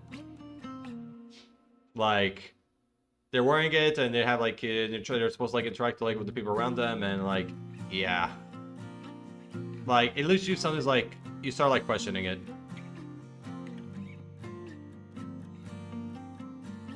Now, honestly, when it comes to, like, me, though, I mean, if people want to try it, then they could go ahead and all that, but I think I'm fine.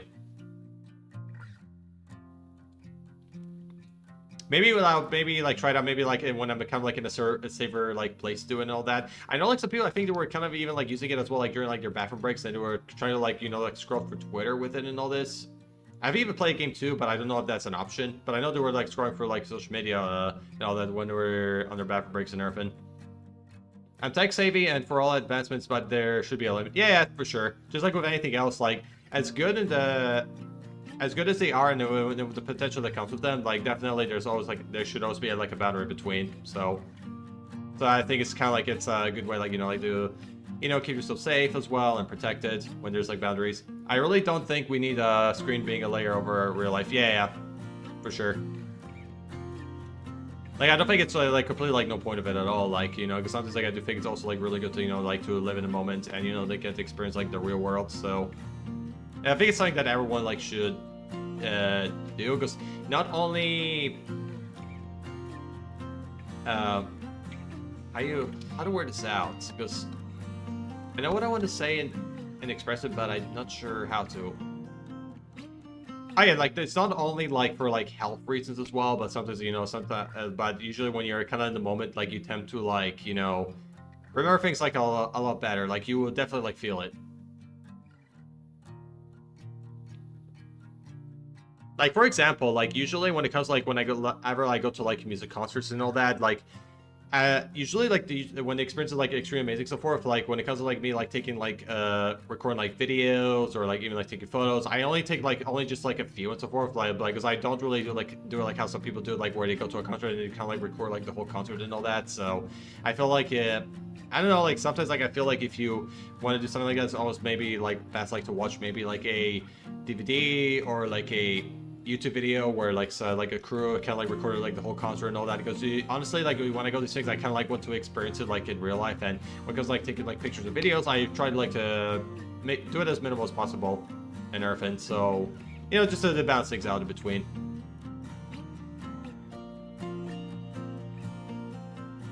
I can't imagine the amount of anxiety something like that could cause too. Pop-ups and the notifications right in your face. Just being assaulted by stuff. Overload for me. Yeah, I know.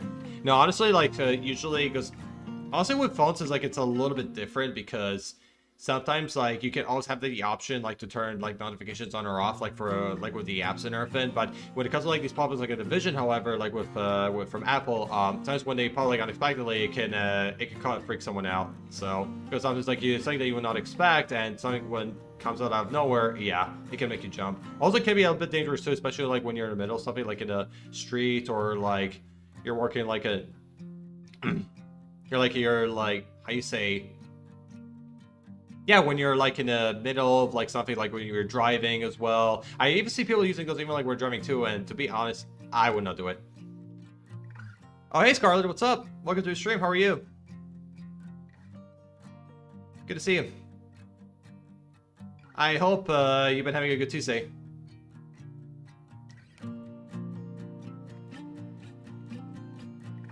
Yeah, we're just talking right now like about like Apple Visions and how like something like technologies like there should always be like a limit for like certain situations and all that.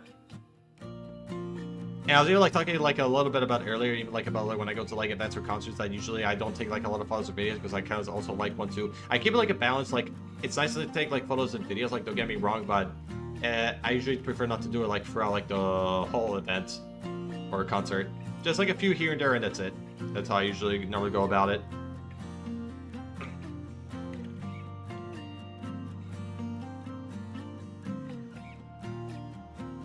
But yeah,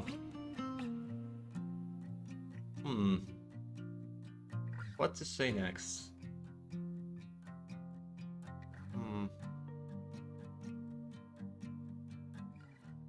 Alright, I can actually maybe just drink some water in the meantime.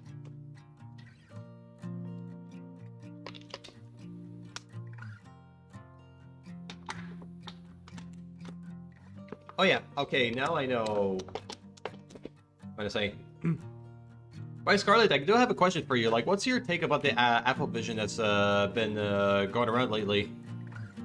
Like, do you think like it's going to like kind of like benefit us, or do you think like it will kind of like be like a big advantage like for most people?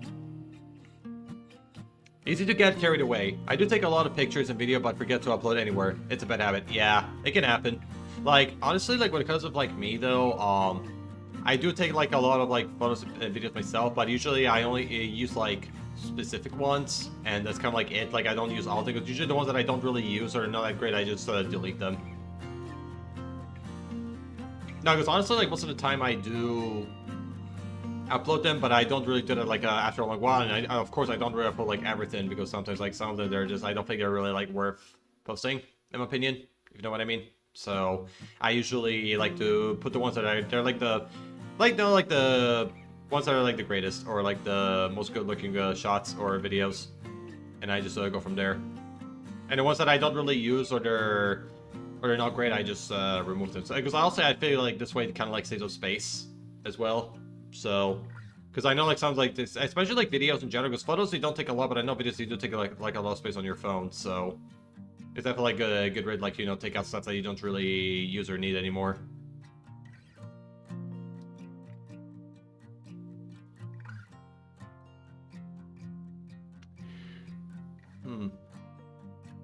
But yeah, now also like because like technology's like as good as their advancements are and all this, like sometimes like it's always good to, you know, like to set like, you know, limits for them in general.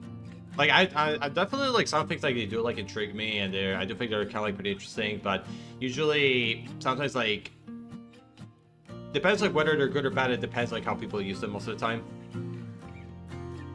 Like definitely like with pretty much like with these smartphones, like what makes it like so like pretty good about them, like you pretty much have like everything on there, like all the emails, like a camera, and also like YouTube as well. Because I know like usually like decades ago, like everything was completely separate. That you had to check the emails on computers or like even like watch videos as well, like in other PCs as well, or even like on TV and everything. But now like you pretty much have everything here, or even like a camera and all that. Because I don't think like cameras on phones were implemented until like around the 2000s. And all that, because I don't think in the 90s were entirely a thing, because definitely it was kind of like more like the 2000s where they kind of implemented cameras on the phones, from I recall. I could be entirely wrong, because I know like I did grow up like in the 2000s and so forth, so that's why I'm just kind of coming like from experience.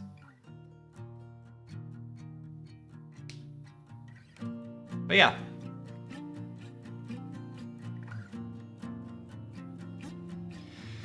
Alright, I do need to stretch a little bit.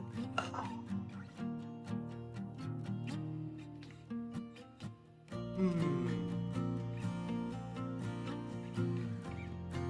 just... Yeah, just like, it's good to do like stretchies and hydrate here and there.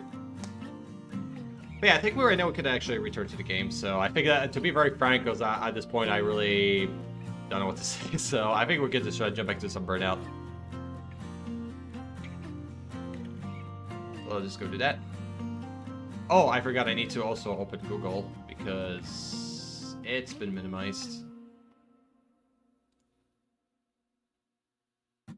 No, because honestly, like the reason like it's been minimized, because which I didn't really mind, because I had like I also can see the chat like here at OBS, so that's the thing. All right, let's jump back to some Burnouts.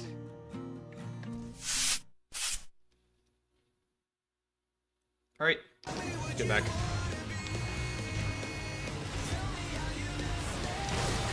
I forgot what we were doing. Oh yeah, we need to actually go fix the car first, and then we'll do our race. Like, there's like a few races that we can do right here, but I just want to first fix it. Because usually when you get new cars, you have to return it first before they can be put in good use. Game on. Sorry, I realized I hadn't heard about a package I had shipped a couple of weeks ago, and they needed to look up tracking. Yeah, no worries. That's totally fine. Also, yep.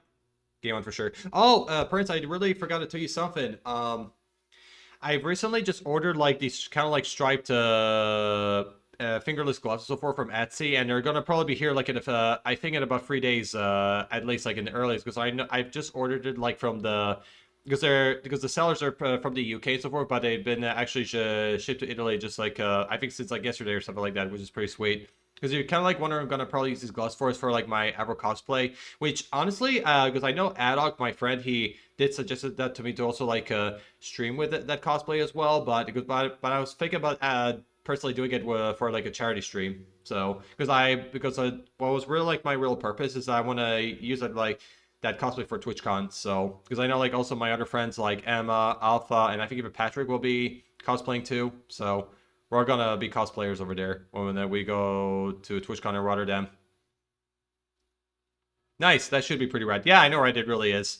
Yeah, because the reason I'm getting these cosplays, I want to do it for like my Ever Living cosplay, because I want to cosplay as her, because y'all guys know I'm her biggest fan, and. Yeah, and when it comes to like streaming it over that cosplay, I might do it for like a charity stream, which I probably will be doing one pretty soon. But I'll definitely let you guys know when I'll be starting it, for sure. I also even like remember like your Freddy Krueger cosplay, Prince. Like it looked really damn good. Like when I first like because I remember you were playing like the Resident Evil 2 remake like while wearing it, and it was very well done.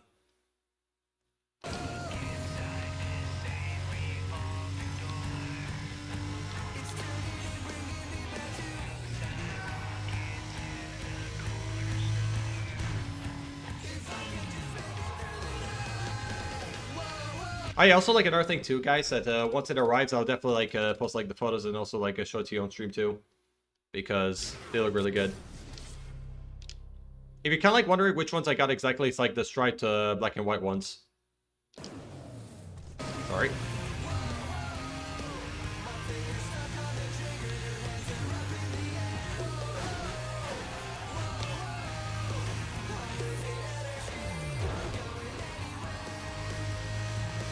Alright.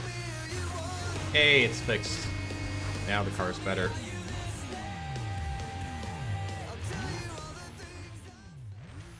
This is a race. You are here. Race east to the Wildcats baseball stadium. Let's go. Thanks, yeah, it's pretty sweet. The mask does most of the work, but I researched and hunted down a favorite sweater and hat. Spent a bit more than I expected, but they were worth it. Ah, yeah, I could definitely imagine. And also, no problem.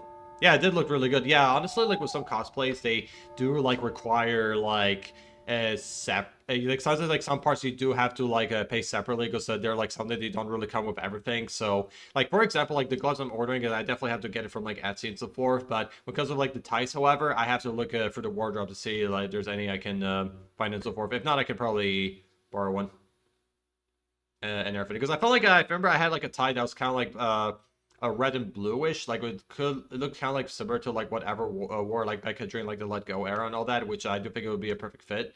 But I have to look for it, and I hope it's like because I remember I did wear it like before, but I don't know what happened. Yeah, some cosplays, yeah, like some parts you have to order like from like one store, and the other parts you have to order like from like another store and all that. So you have to pretty much get it separately, and you have to put it all together in order to make the cosplay. So it's definitely like a process, but as you said, actually, Prince, it's always going to be worth it. I bought okay-looking claws, but I want to find something more realistic. Yeah, sure. No problem. Now, also, like, what I really like about Etsy, to be honest, is that they have, like, a lot of, like, self-made stuff, which in my opinion, is kind of, like, a good place to find, like, items for, like, cosplays, because they're done, like, a bit differently, because usually when you order them, like, in Amazon, for example, or, like, in, like, local, like, Halloween stores, they're you can tell that you're not like very high budget and they tend to look a bit cheap sometimes. So definitely when it comes to like when it's made like by artists themselves, they tend to look a lot better. It usually, but I will say for sure they will be very expensive most of the time because they're usually like very detailed and very like they're used like with like materials that are making the items like a bit more stiff and actually well made. But it would also be worth it in the end. Like I found like a gun, like the Doom shotgun on Etsy. It looked really wonderful, but it cost like around like over like 200 euros, which is pretty wild. I may make my own, but some handyman style gloves and attach some 3D printed claws possibly. I don't know. Yeah, sure. It's always good like to experiment, and then you probably know from there. Yeah, some things you can pretty much make your own pretty easily, but I think it kind of even like depends what you're making too, because some items like when they're not like very complicated, you can pretty much do on your own. But sometimes like when it comes to, like other items, however, that are a bit like more detailed or like they require like specific like pieces, yeah, it would become a little bit more challenging to do. Like honestly, with these claws, I have no idea how to make it. Like at all. Like when it comes to like the gloves, like I pretty much like or because also the gloves were not like very expensive either, so I was able to get it like with my commission money. So I try to complete it and all that. Another thing I definitely want to do for like cosplay, I want to see if I can actually get some eyeliner so I can actually make it a little bit similar to hers. Because I think definitely like it'll make the cosplay pop a bit more in my opinion. And all that. There's a local store like I think in the mall where I live that they do have I think like sell like eyeliners for people, so I'll go check it out over there. Yeah, sorry, I think on my eyelash got for my eye.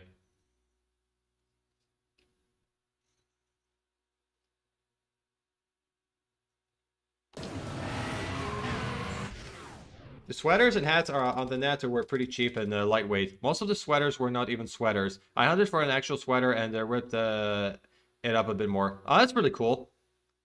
Now, like I'm not like I wasn't like really like saying that all like the cheap stuffs are bad. Like I didn't mean it in that context, but usually some things are like still like turn out pretty fine. But usually when it comes like the others, like I think yeah, it's cannot be super good. But you can still like even like find like good ones just fine. So like don't get me wrong, but usually if there's something like that kind of like works and you kind of like know like it's not gonna go collapse like in a second, by all means go for it.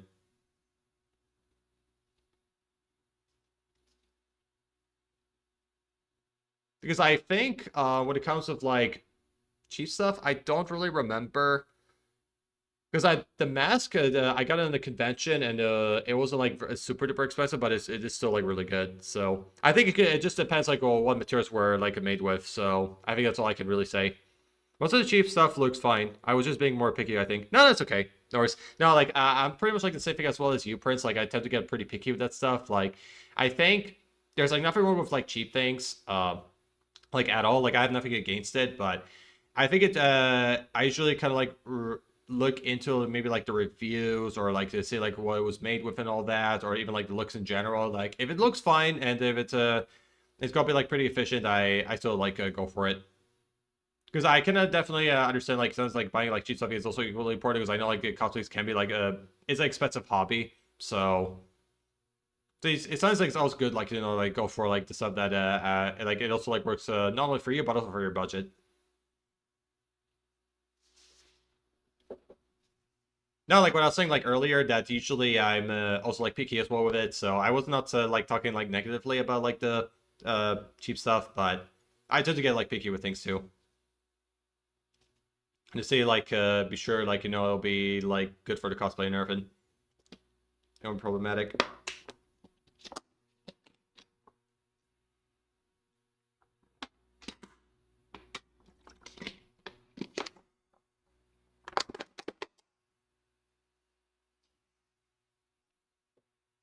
Like for example, like the gloves I got, they weren't that very expensive either because they were only like about I only paid like around 12 euros, like including like the shipping, because I think the original price was like about 10 euros, but it got discounted like I think like to 50%, which was on like around 9.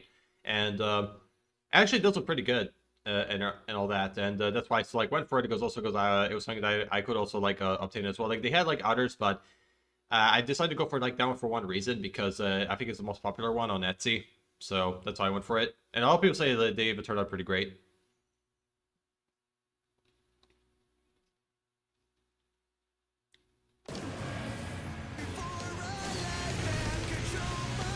All right, let's go. Yeah, it's actually the same car from like Burnout 2, but with a different paint job.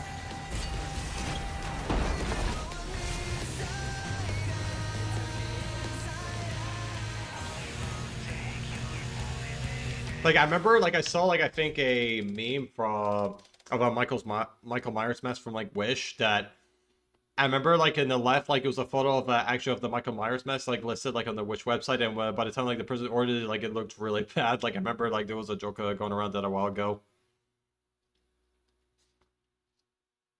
Also, like talking about that, I know there's like another website called Temu as well, which is like kind of like very similar to Wish. But I had like I think a friend that was I think like being like sponsored for them and all that. But I even had like another friends as well, like even like ordering stuff from there, and I heard like they seem pretty okay. But I never really used the Temu before, but so I don't really have like a full opinion about them because I never ordered anything from there.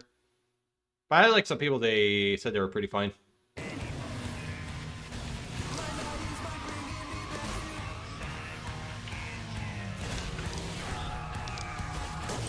Oh my goodness. Well, I mean, we got our first share here.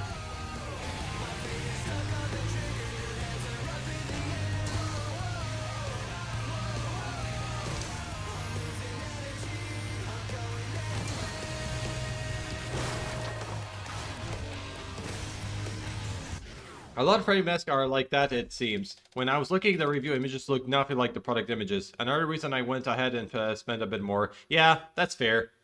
Yeah, definitely, like, because I think it's pretty common where some people, like, when they're selling, like, an item support, they kind of use, like, I think, like, more, like, stock images or, like, the most, like, well-known images before, but they don't show, like, the actual product.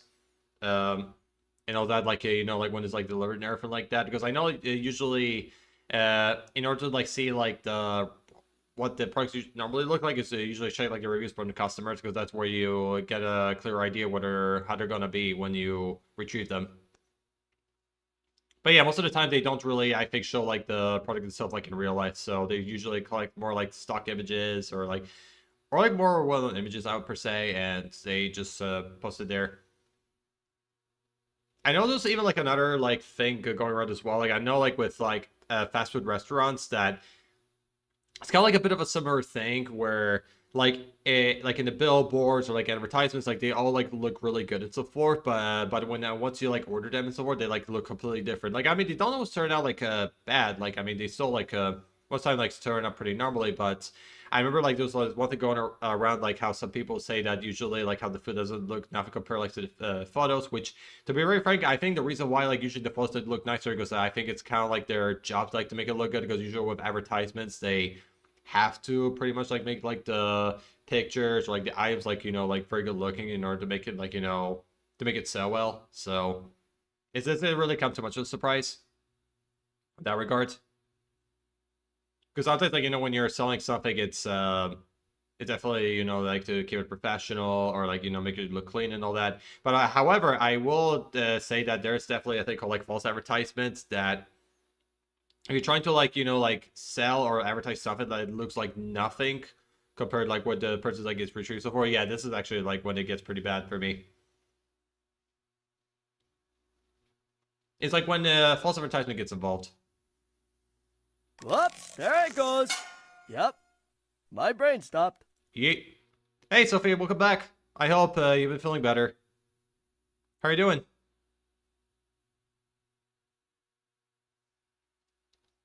Yeah, we're just like talking like about like items like in like online stores or like even like about like prices as well as like their like qualities and all that, and we're just kind of like talking about like usually something like it kind of like depends about like what the item is or how it's made. Like again, like I have like nothing against like like cheap stuff, but it's also like it's also like important that they don't really like break like very easily or they're well made. Lurking for a few minutes while I run outside for a second. Yeah, BRB. Yeah, no worries, Prince. Take your time. Go do what you have to do. Not a problem. Take all the time you need. Hey, I'm okay. I've come down a bit. I've come down now. I'm glad to hear. I'm glad you're feeling better right now, Sophie.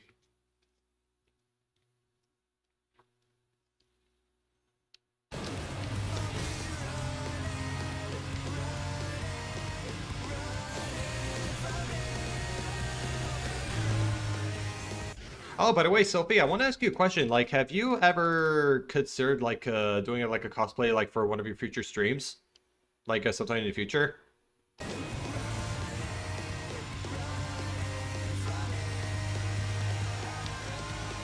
Because I know, like, me and Prince were just, like, chatting about this, where, like, about our cosplays, as well, like, on our streams. Because I know, like, my, striped gloves, from, like, Atsu become very soon, because I'm gonna probably be doing, like, an Admiral cosplay for, not only, like, for a charity stream, but also, like, for TwitchCon.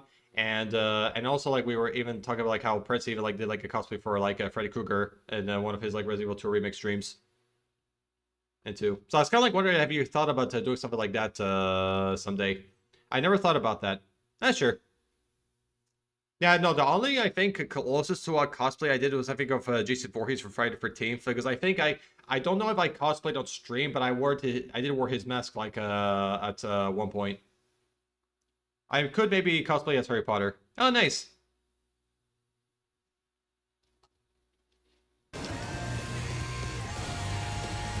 No, that would definitely be pretty fun.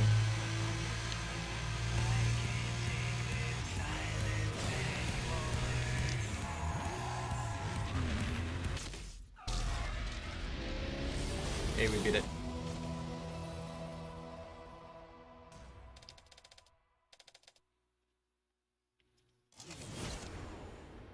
Keep your eyes open for the Katano Hydra's custom driving around the streets. If you see it, shut it down to add it to your car collection. Alrighty, that's a good car.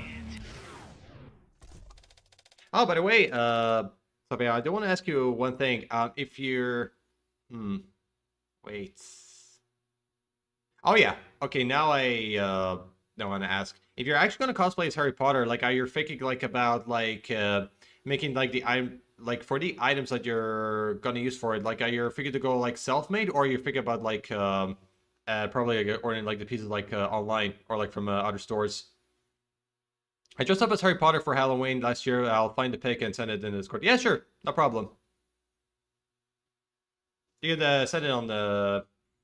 You can actually post it like either in the portraits or like in the real life channel. It's really up to you, like which one you think it's like it's better.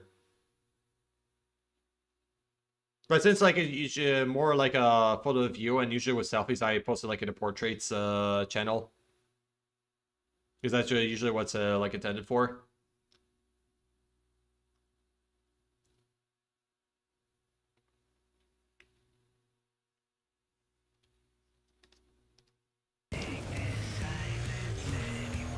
Oh, burning lap. I'm doing that one.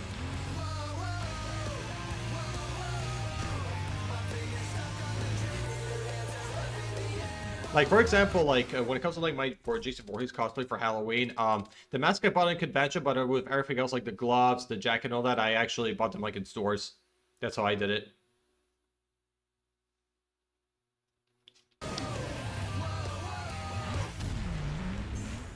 This is a burning route. You are here. Race northwest to the country club. Beat the target time to get a mark on your license and a special reward. But yeah, so have you also, like, considered about doing, like, another character when it comes to cosplaying, or you're still, like, not really sure?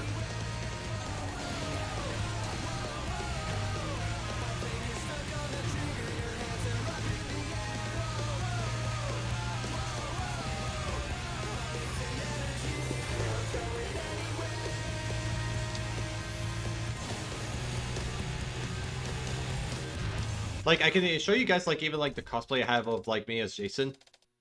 For a split second. Let me just switch the chatting scene, and I can actually find it for you guys somewhere here.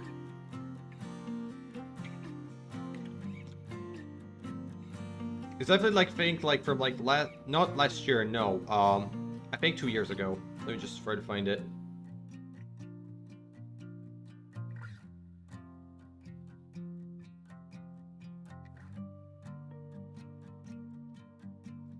See where it is. Where are you? Where is it?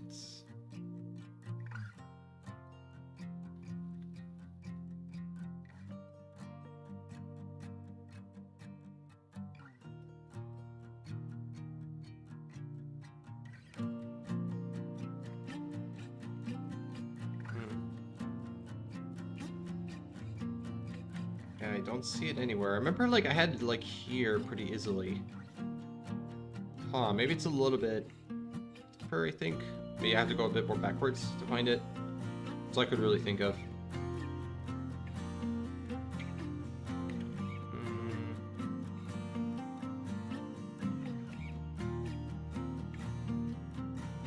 No, I remember, like, I had, like, a really good one. Somewhere. Where is it?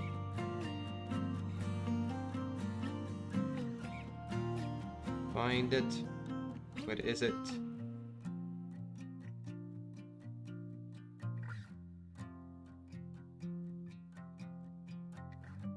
Maybe I scroll down a little slower, I'll see it there, but...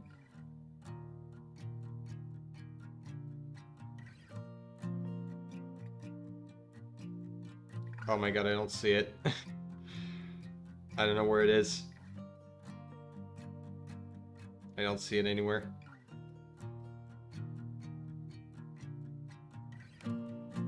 Maybe Instagram could have it. Let me check.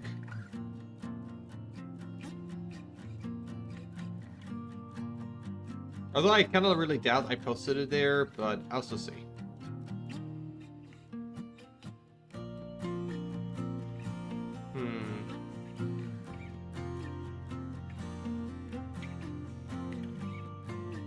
See if it's there anywhere.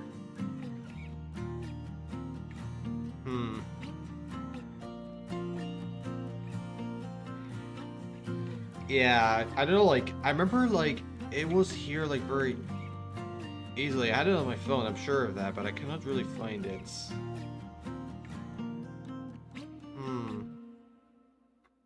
Because I do want to show you guys my Jason Voorhees cosplay I did for Halloween. It's nowhere to be seen. Oh, maybe here, I think? I had to scroll, like, all the way down because it's definitely photos like from years ago, so let me just look for it.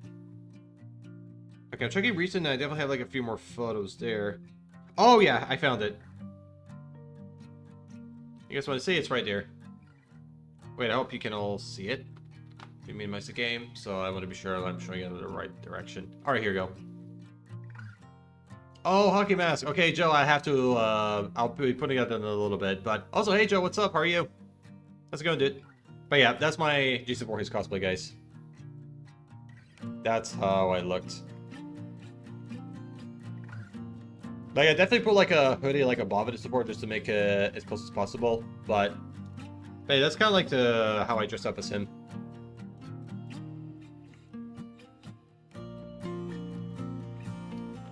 I never thought about playing someone else, and I sent a photo in Discord. Okay, sure, no problem. Let me just see. Let's check it out. Oh, that looks really cool. Nice.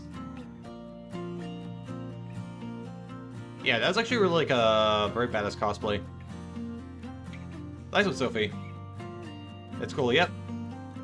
For sure. Alright, Joe, I'm gonna go put the mask for you. I will be right back. So I have to go to my shelf and get it because I put it all the way there. So, howdy, y'all. Hey, Joe, what's up? How are you doing? Good to see you, friend. How have you been? Real Hungry Joe, there you go. Iron Plague Jason Andreas, nice. How's that for you? Are you playing like the original one, or are you playing like the definitive edition of the game, Joe? Alright guys, I'm gonna get the mask very quick, so I'll be right back. Give me a sec.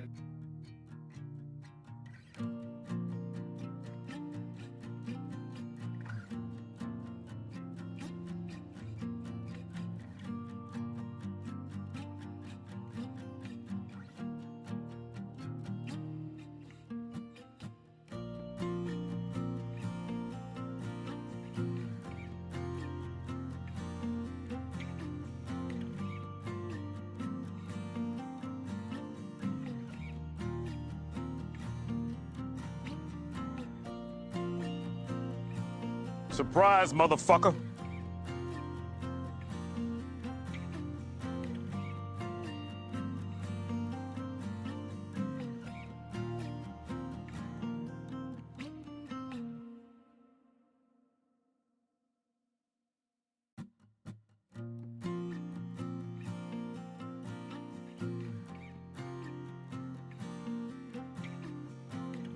I realized I had my microphone off this whole time. I am a fucking professional here. Like the most professional streamer in the world. I had my mic off when I was talking to you guys. I am wonderful. But yeah, what I was saying earlier, that surprise to you, Joe, as well, and also like I know which one you're talking about. Surprise, like motherfucker. Yep, surprise. Actually, you can repeat it as well. So, you know, just because I was muted earlier, so surprise to you too.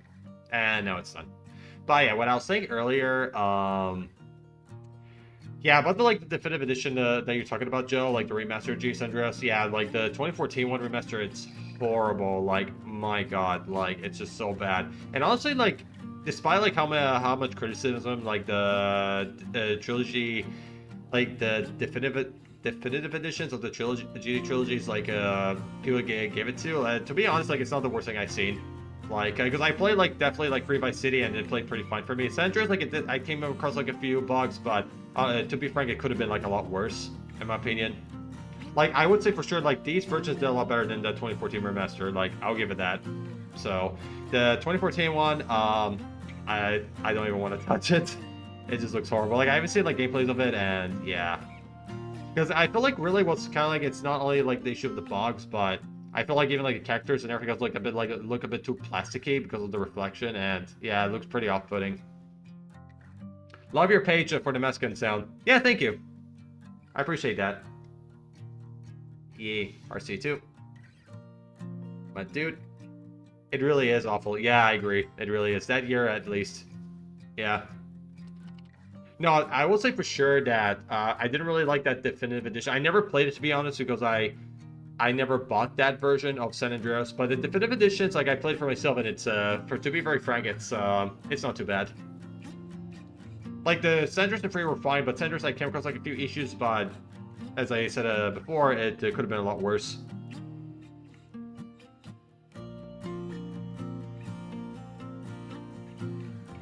Let me set a time limit. Put I put 15 minutes.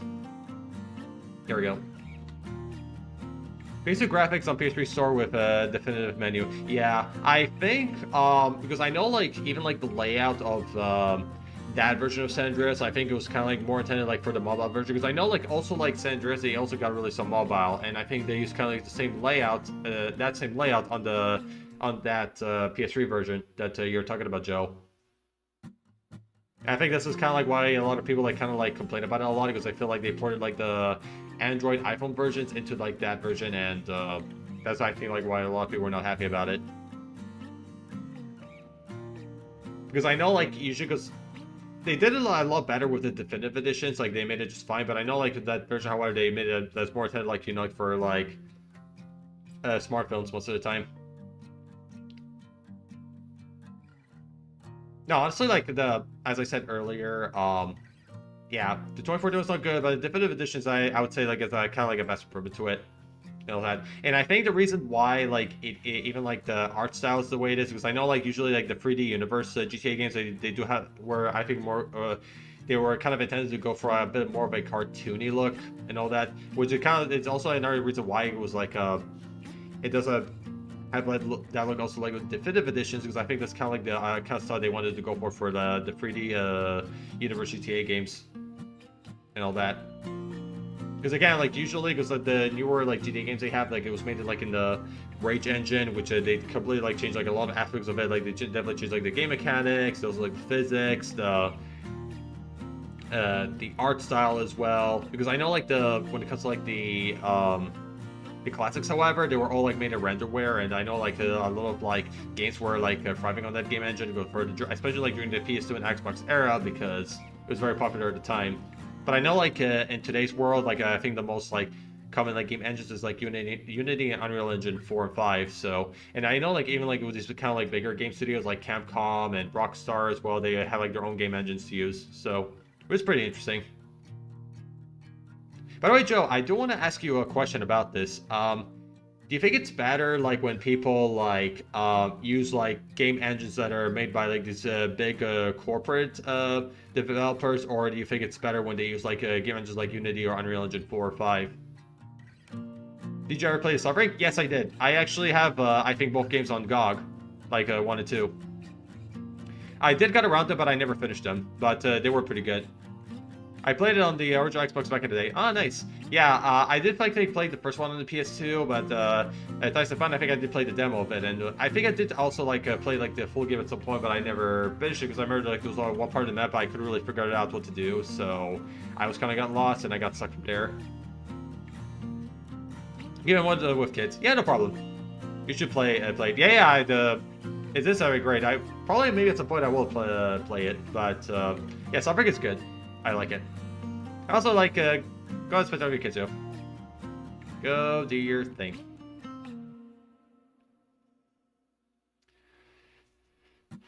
But yeah, talking about, like, usually, like, the game engines in general, like, usually I think definitely, like, using, like, Unity or Unreal engines, it's a good start, like, especially, because usually third-party game engines, like, it's good for people who are, like, trying to learn, like, game development and so forth, because usually when it comes to, like, the ones by, like, your corporates, like, you know, the RE engine or Rage engine, usually it's definitely a lot different compared to, like, the third-party ones. So usually, like, because again, like, usually I do believe that every game engine has, like, its own flaws, like, because not all of them are perfect, like, because I know, like, Unreal Engine, like, 4 especially had, like, optimization issues, but I think they fixed that with 5, and, like, there's, like, no, like, good or bad engine to use in everything, but I do think it really kind of all comes down, like, how you use it with the game that you create. So if the game turns good with it, it's good. If not, it's not great. What was the question? I didn't hear. My apologies. Oh yeah, I wanted to ask you this, Joe. Like, do you think it's better for people, like, to use, like, third-party game engines like Unity or Unreal Engine, or like game engines made by corporate companies like the RE engine or Rage engine by Rockstar?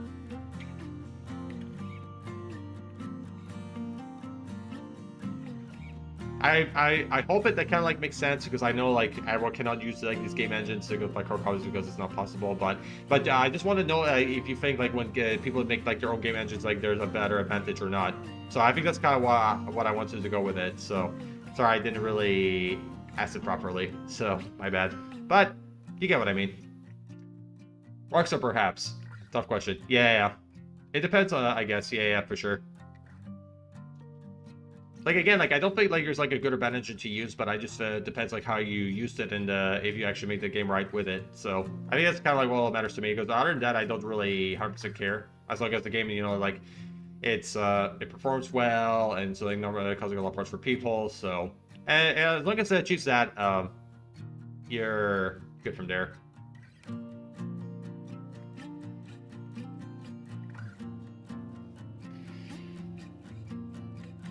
So yeah, I haven't used it. Most of my games is hardware. Yeah, for sure. Now, honestly, like, I did try, like, a little bit of Unity as well and a bit of Unreal Engine. Unreal Engine, like, it's pretty easy to get around because the coolest thing about Unreal Engine, though, is that the program will optimize for your PC, so, like, it adjusts the settings that's good, like, for your PC hardware, and that's what I like about it. You still playing Burnout? I haven't seen that in a while. Yeah, I'm still playing it right now. I'm just like just chatting with you guys, so that's why we switched here. But yeah, I'm still playing it. So I'm playing Burnout Paradise. I'm playing the original one because I played like the retail copy of the game because I bought this game retail like about in 2013, 11 years ago. So we're playing that and it's connected to EA Play, so I don't have to install the disc again. Oh, I get it. Yep, for sure.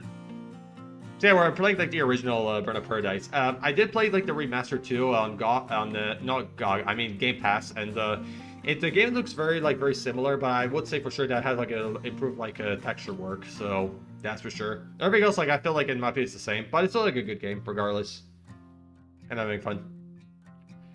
Yeah, all right, let's return to the game. Finish done for now.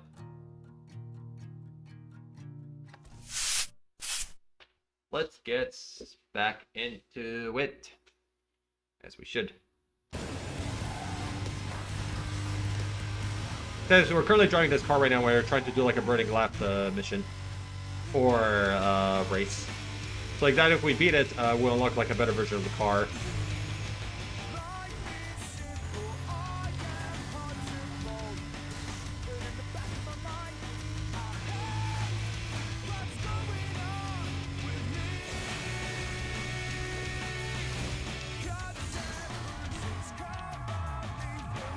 Yeah, I don't know if I'm going to do well with this, but we did our thing. Oh, actually, I think we're close. I think we can beat it. Let's go. We're going to win this. What car is that? It's definitely a car that's look a lot like the Nissan Skyline and all that, but I need to check its name again because I kind of forgot it top of my mind. Which I know. Usually I read the names of the cars, but I forget very easily. I will definitely check it out. But that I will say for sure that oh yeah, it's a Yakuza Samurai. That's a car. It's a Nakamura. That's what I'm driving.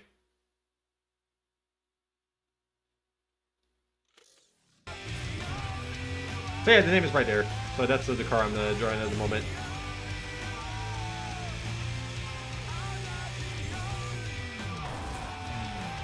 Why did I crash into here? Alright. Let me save. There's a junkyard there pretty close. So we can actually go from there. This way.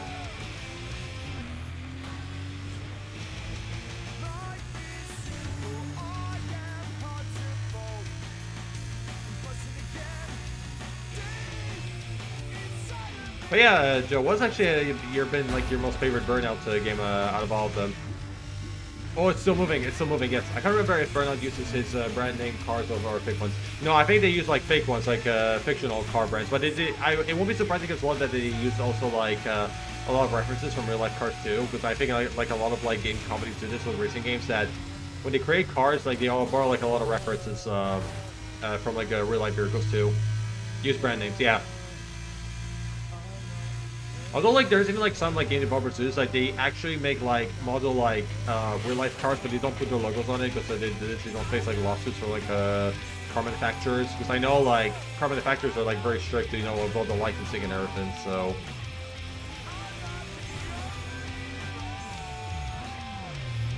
But usually it's the easiest route is like to create like fictional versions of them.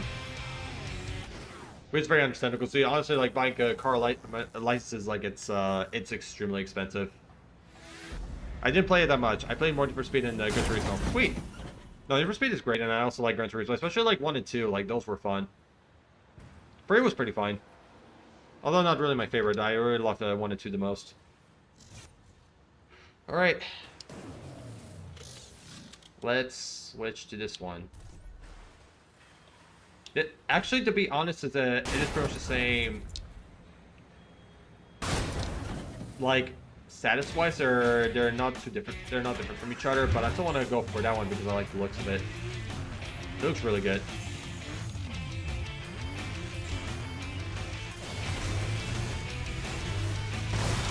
Yeah.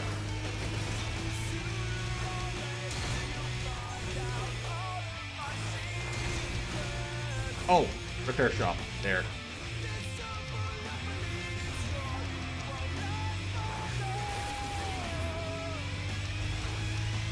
We could do a road race or we can do a race. I'm gonna go do a race because I have like the right car.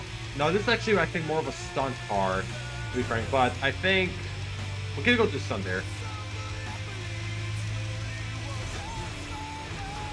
Because I know this game does kind of like with different like car classes. That some cars are more intended like for specific events. Like this one right here with some cars are really good like for stunts. This is a stunt run. Drift and boost between jumps, rolls, and spins to get the highest. It also looks like a Skyline R32. Yeah, that's what I was thinking as well. Like it does look like a Nissan, more like a Nissan Skyline. Like honestly, like it's more like the Nissan GTR because of the back of it.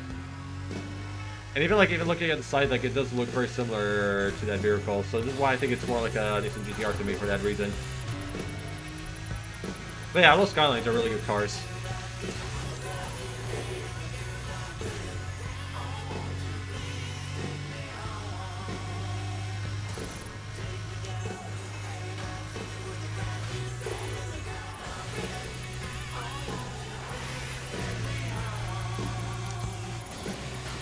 Ooh, there we go. Oh my god. Oh my god. I thought I was really gonna crash, but I dodged bullets like so freaking well here. Hi there. I know like I'm just passing by, but I cannot really do anything because I'm in the middle of a stunt event that I gotta complete. In US, those are a rarity. Yeah, they definitely are, and also like even the Nissan Skyline the GTR, the R34 version. I know like it's not going to be legal to drive in the US until like in the next few years or something like that. Because usually, because I know like even like in some like continents, even like in North America and Europe or even like in Asia as well, like some vehicles cannot be driven like in those specific countries because of the law regulations, because probably because they don't have like the right engines like meant for like the streets, or like probably because they're driving like either automatic or manual. Because I know like here in Italy where we are, it's we mainly use like manual cars, and automatic is actually not very common here. Unless maybe if it's like a Japanese car or something like that, because I see like some Skylines like for sale that are like in use like car websites and they're automatic. But usually, each time when you're trying to get a car in here, like 99% chance is gonna be a manual. So because it's usually like a norm in Italy to drive manual. I save. Yeah, I know, right? It was. Yeah, US market doesn't push manual. Yeah. Honestly, like I did drove like I think a car like one time like when I was I think like a teen in my early teens. Yeah, like because I think like this is Suzuki that my parents used to own like a while back and all that, and I did like it was an automatic car, and I remember like I did drove like a little bit, and it was like pretty easy because it was automatic. Because when it comes to like manuals, however, there's like it's a lot more complicated because um not only you have to like kind of like worry about like the time that you have to like switch between like the gears while driving, but also you also have to like put your foot on the clutch as well, like while switching gears, and then you have to like slowly release it, and then like drive from there. And then when next time you're gonna do like the second like gear, however, you have to like push like the clutch again and then slowly like release it and all that. So it's definitely like when it comes to like manuals, it's way harder because there's like a lot of things, more things that you have to like pay attention to and worry about. But when it comes to, like, automatic, however, it's easier because everything is pretty much done for you. So honestly, like, if I had to pick a choice, I probably would have gone automatic myself. But since like manuals is a norm here, I might have to learn manual by not by choice, unfortunately. As far as maintenance, most times it's easier to fix a standard than automatic. Something about the gears, from what a mechanic told me. Ah, I see. Yeah, yeah, usually like with each car, I think it is kind of like different because I know like when it comes to like maintaining vehicles, it's something that you have to do like once a year. But I think with each car, like I think it kind of like varies. Like usually whether like something is a bit more easier, complex to like to maintain. You know that because usually I think with older cars, it does make it like a little bit more difficult for one reason because sometimes because the cars like usually that sometimes like they're pretty old that they're not really like being supported anymore. Then just like fixing them can be like a little bit harder, or even you have to like maintain them like a lot more than a newer car. Because with a newer car, you don't have to worry about too much, you know, with like maintaining it and all this. But when it's like an older used car, however, it does require like way more maintenance, which it can even like be more expensive too. Because I know because usually, especially like car insurance is like is extremely expensive and all that. So like I know like there's some like used cars that they drive pretty fine, but definitely it's kind of like always important like to, you know, pay attention to its history, like to be sure like you know didn't have like any accidents before or all that. Because sometimes usually when they have like a bad history, they sometimes you could potentially run into more risks at times.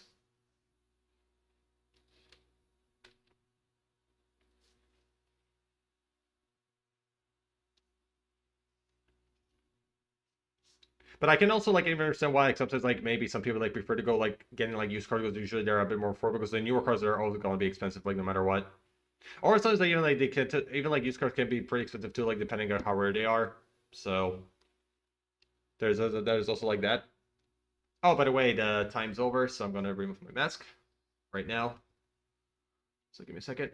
Let me just do this very quick.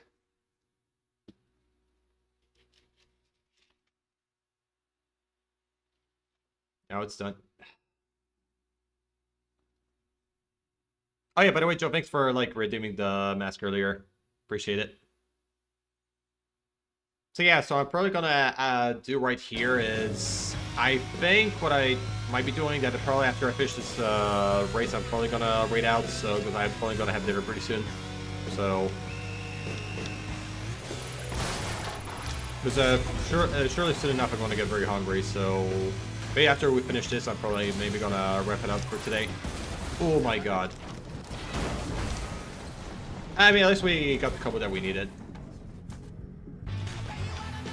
Where? Oh, we got actually 80k, so we're gonna be just fine.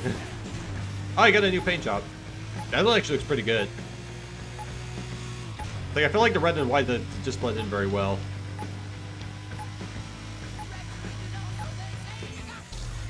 Alright. We made it.